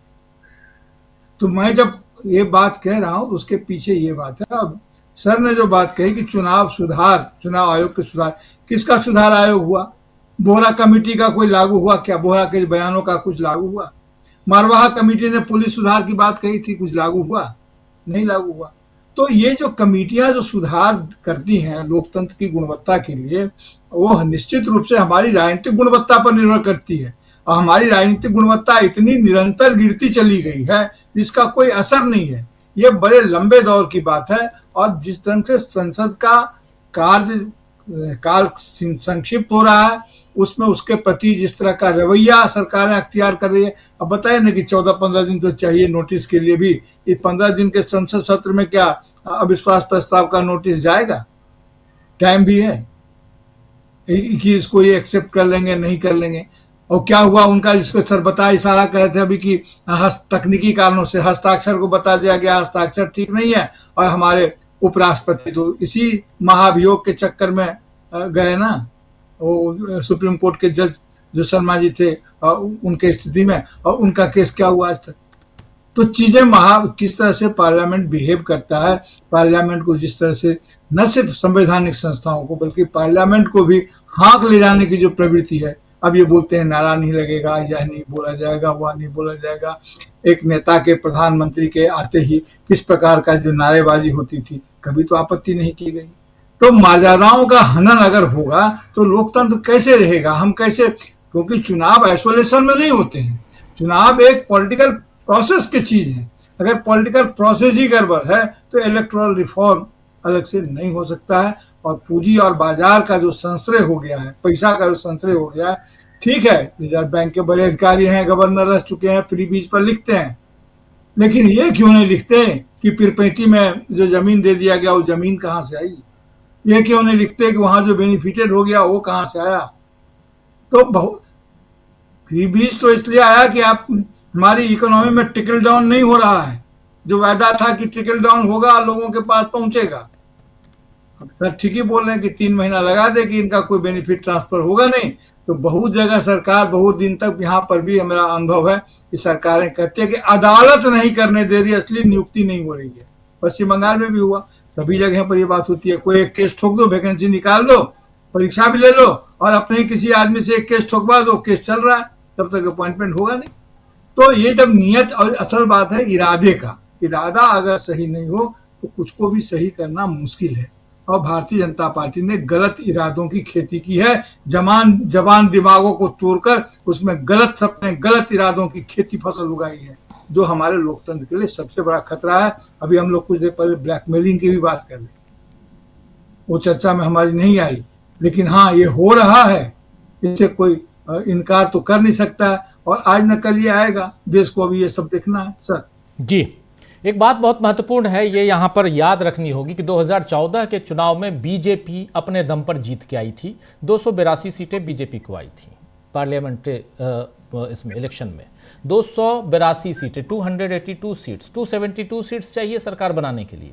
आप आइए 2019 में 303 सीटें बीजेपी जीत के आई थी। 2024 में आइए, बीजेपी हार गई, चुनाव हारी बीजेपी। 240 सीटें, न ही 272 क्रॉस नहीं कर पाई, एक सीट भी कम, चुनाव आप हार गए। अब यहीं से शुरुआत होती है उस धांधली की जिस पर हम चर्चा कर रहे हैं लगातार। और 2014 के बाद बीजेपी अब इस पूरे सिस्टम को अपने कब्जे में करने की कोशिश में है। इस बात को बहुत गंभीरता से समझने की जरूरत है दोस्तों। हम लोग चर्चा कर रहे हैं और उसी का है, क्योंकि 282, 303, 2014 में 282, 2019 में 303 और 2024 के लोकसभा चुनाव में 240 पर सिमटने वाली बीजेपी को अब हर चुनाव में जीत चाहिए और इसके लिए कुछ भी करने के लिए तैयार है। और यही संघर्ष की शुरुआत होती है। अगर विपक्ष नकारा होता तो 240 पर नहीं समेटता, विपक्ष ने समेटा और राहुल गांधी ने उसमें भी घोटाले दिखा दिए कि 240 सीटें भी नहीं आती अगर कुछ जगहों पे घोटाले नहीं होते। और उस घोटाले को और उजागर करते हुए महाराष्ट्र के चुनाव को, कर्नाटक के चुनाव को, अलंग, महादेवपुरा, हरियाणा, इन सबको लेकर आए राहुल गांधी। तो बहुत कुछ धीरे धीरे धीरे धीरे परिवर्तित करने की कोशिश होती रही। उस परिवर्तन में अब बहुत सारी चीजें दिखाई देने लगी हैं। इसीलिए यहां विपक्ष को अगर कोसा जाता है, कहा जाता है, जो प्रशांत जी अभी कह रहे थे कि हम लोग 20 दिनों तक अगर बिहार में घूम रहे हैं तो हम लोगों को आंधी नहीं दिखाई देती है, लेकिन चुनाव में एनडीए की जीत और बीजेपी की लहर के बाद बहुत सारे विश्लेषक साथियों, हमारे साथियों को वो आंधी दिखाई देने लगती है रिजल्ट आने के बाद। मैं तो बार बार बोलता हूं कि गंगा में जब हम कर रहे थे प्रशांत जी एक प्रोग्राम, तो मुझे सिर्फ गंगा में वो लहर दिखाई दी थी और कहीं लहर नहीं दिखाई दी थी। गंगा के पानी में वो लहर मैंने देखी, वो लहर मैंने कोसी में देखी, वो लहर मैंने गंडक में देखी, वो लहर मैंने घाघरा में, सोन में देखी, लेकिन मैंने वो लहर रोड पे बीजेपी के पक्ष में नहीं देखी। आज भी दावे के साथ कह रहा हूं, यह मामला 2024 के लोकसभा चुनाव का है जिसमें बीजेपी बुरी तरह हार गई थी। इस बात को यहां समझने की जरूरत है और यहां से लोकतंत्र खतरे में दिखाई दे रहा है, क्योंकि बार बार प्रहार हो रहा है और उस तंत्र को ही कब्जे में कर लिया गया है जो तंत्र इस चुनाव को करवाता है। इस देश के लोकतंत्र को मजबूत करने के लिए चुनाव की प्रक्रिया को आगे बढ़ाता है। जरा सोचिएगा, इस पे और चर्चा करेंगे हम। बहुत बहुत शुक्रिया प्रफुल्ल जी, बहुत बहुत शुक्रिया प्रशांत जी, बहुत बहुत शुक्रिया प्रेम कुमार जी, अमलेंदु उपाध्याय जी, और साथ में जुड़े थे हमारे साथी जयशंकर गुप्त जी। आप सबका बहुत शुक्रिया, बहुत धन्यवाद। आप तमाम साथियों, आप सबका भी शुक्रिया अदा कर रहा हूं। नूतन पाठक जी हमारे साथ हैं, लिख रहे हैं जब बहुत गहरा अंधेरा होता है समझो सवेरा होने वाला है। बहुत खूब, बहुत शुक्रिया नूतन जी। और सेबस्टियन हैम्ब्रॉम का कहना है कि मोदी शाह आरएसएस की मंसूबे को लागू करने की साजिश में है। विनोद प्रकाश गुप्ता शलभ साहब लिख रहे हैं एसआईआर देश में तानाशाही की शुरुआत है। और दीपक शिंदे साहब गुड नाइट लिख रहे हैं। रीमा घोष जी थैंक यू आपको भी। लक्ष्य गेमिंग जी हैं, इतना झूठ बोलने के बाद रात को नींद कैसे आती है, लक्ष्य गेमिंग लिख रहे हैं। और मुकीम सिद्दीकी साहब लिख रहे हैं आपका बहुत बहुत धन्यवाद, गुड नाइट, शब्बा खैर, बहुत बहुत शुक्रिया आपका। राय मोहन सिन्हा साहब भी हैं, सही, मैंने अपोजिशन को पार्लियामेंट में समय गंवाने की ज़रूरत नहीं। और बख्तावर साहब भी हमारे साथ हैं, भीमसेन प्रधान साहब भी हैं, गुड नाइट लिख रहे हैं, आपको भी गुड नाइट। और गुलफाम खान साहब भी हैं। क्या सर कैंसिल हो, एसआईआर कैंसिल होगा? नहीं, कैंसिल तो नहीं होगा, लेकिन अभी बहुत कुछ होना बाकी है, इंतज़ार कीजिए। एके साहब भी हैं हमारे साथ, धनमणि भी हमारे साथ हैं, यूज़र एफएन मोम प्रकाश जी और गोपाल जी, आप तमाम साथियों। अब इस उदय कुमार जी भी, अब इस कार्यक्रम को यहीं समाप्त करने की इजाज़त चाहता हूँ। मेरा वीकली प्रोग्राम घूमता हुआ आईना ज़रूर देखिए, बहुत कुछ इसके इर्द गिर्द, और ऑलरेडी लिंक ऊपर है इसी कमेंट बॉक्स के ऊपर, उसे देखिए। बहुत सारे और भी प्रोग्राम डीबी लाइव पे जो आपका इंतज़ार कर रहे हैं, तो देखिए, हमारे साथ जुड़े रहिए। और कल शाम 7 बजे फिर मुलाकात होगी न्यूज़ पॉइंट में। मुझे दीजिए इजाज़त, नमस्कार, गुड नाइट, शुभ रात्रि, शब्बा खैर।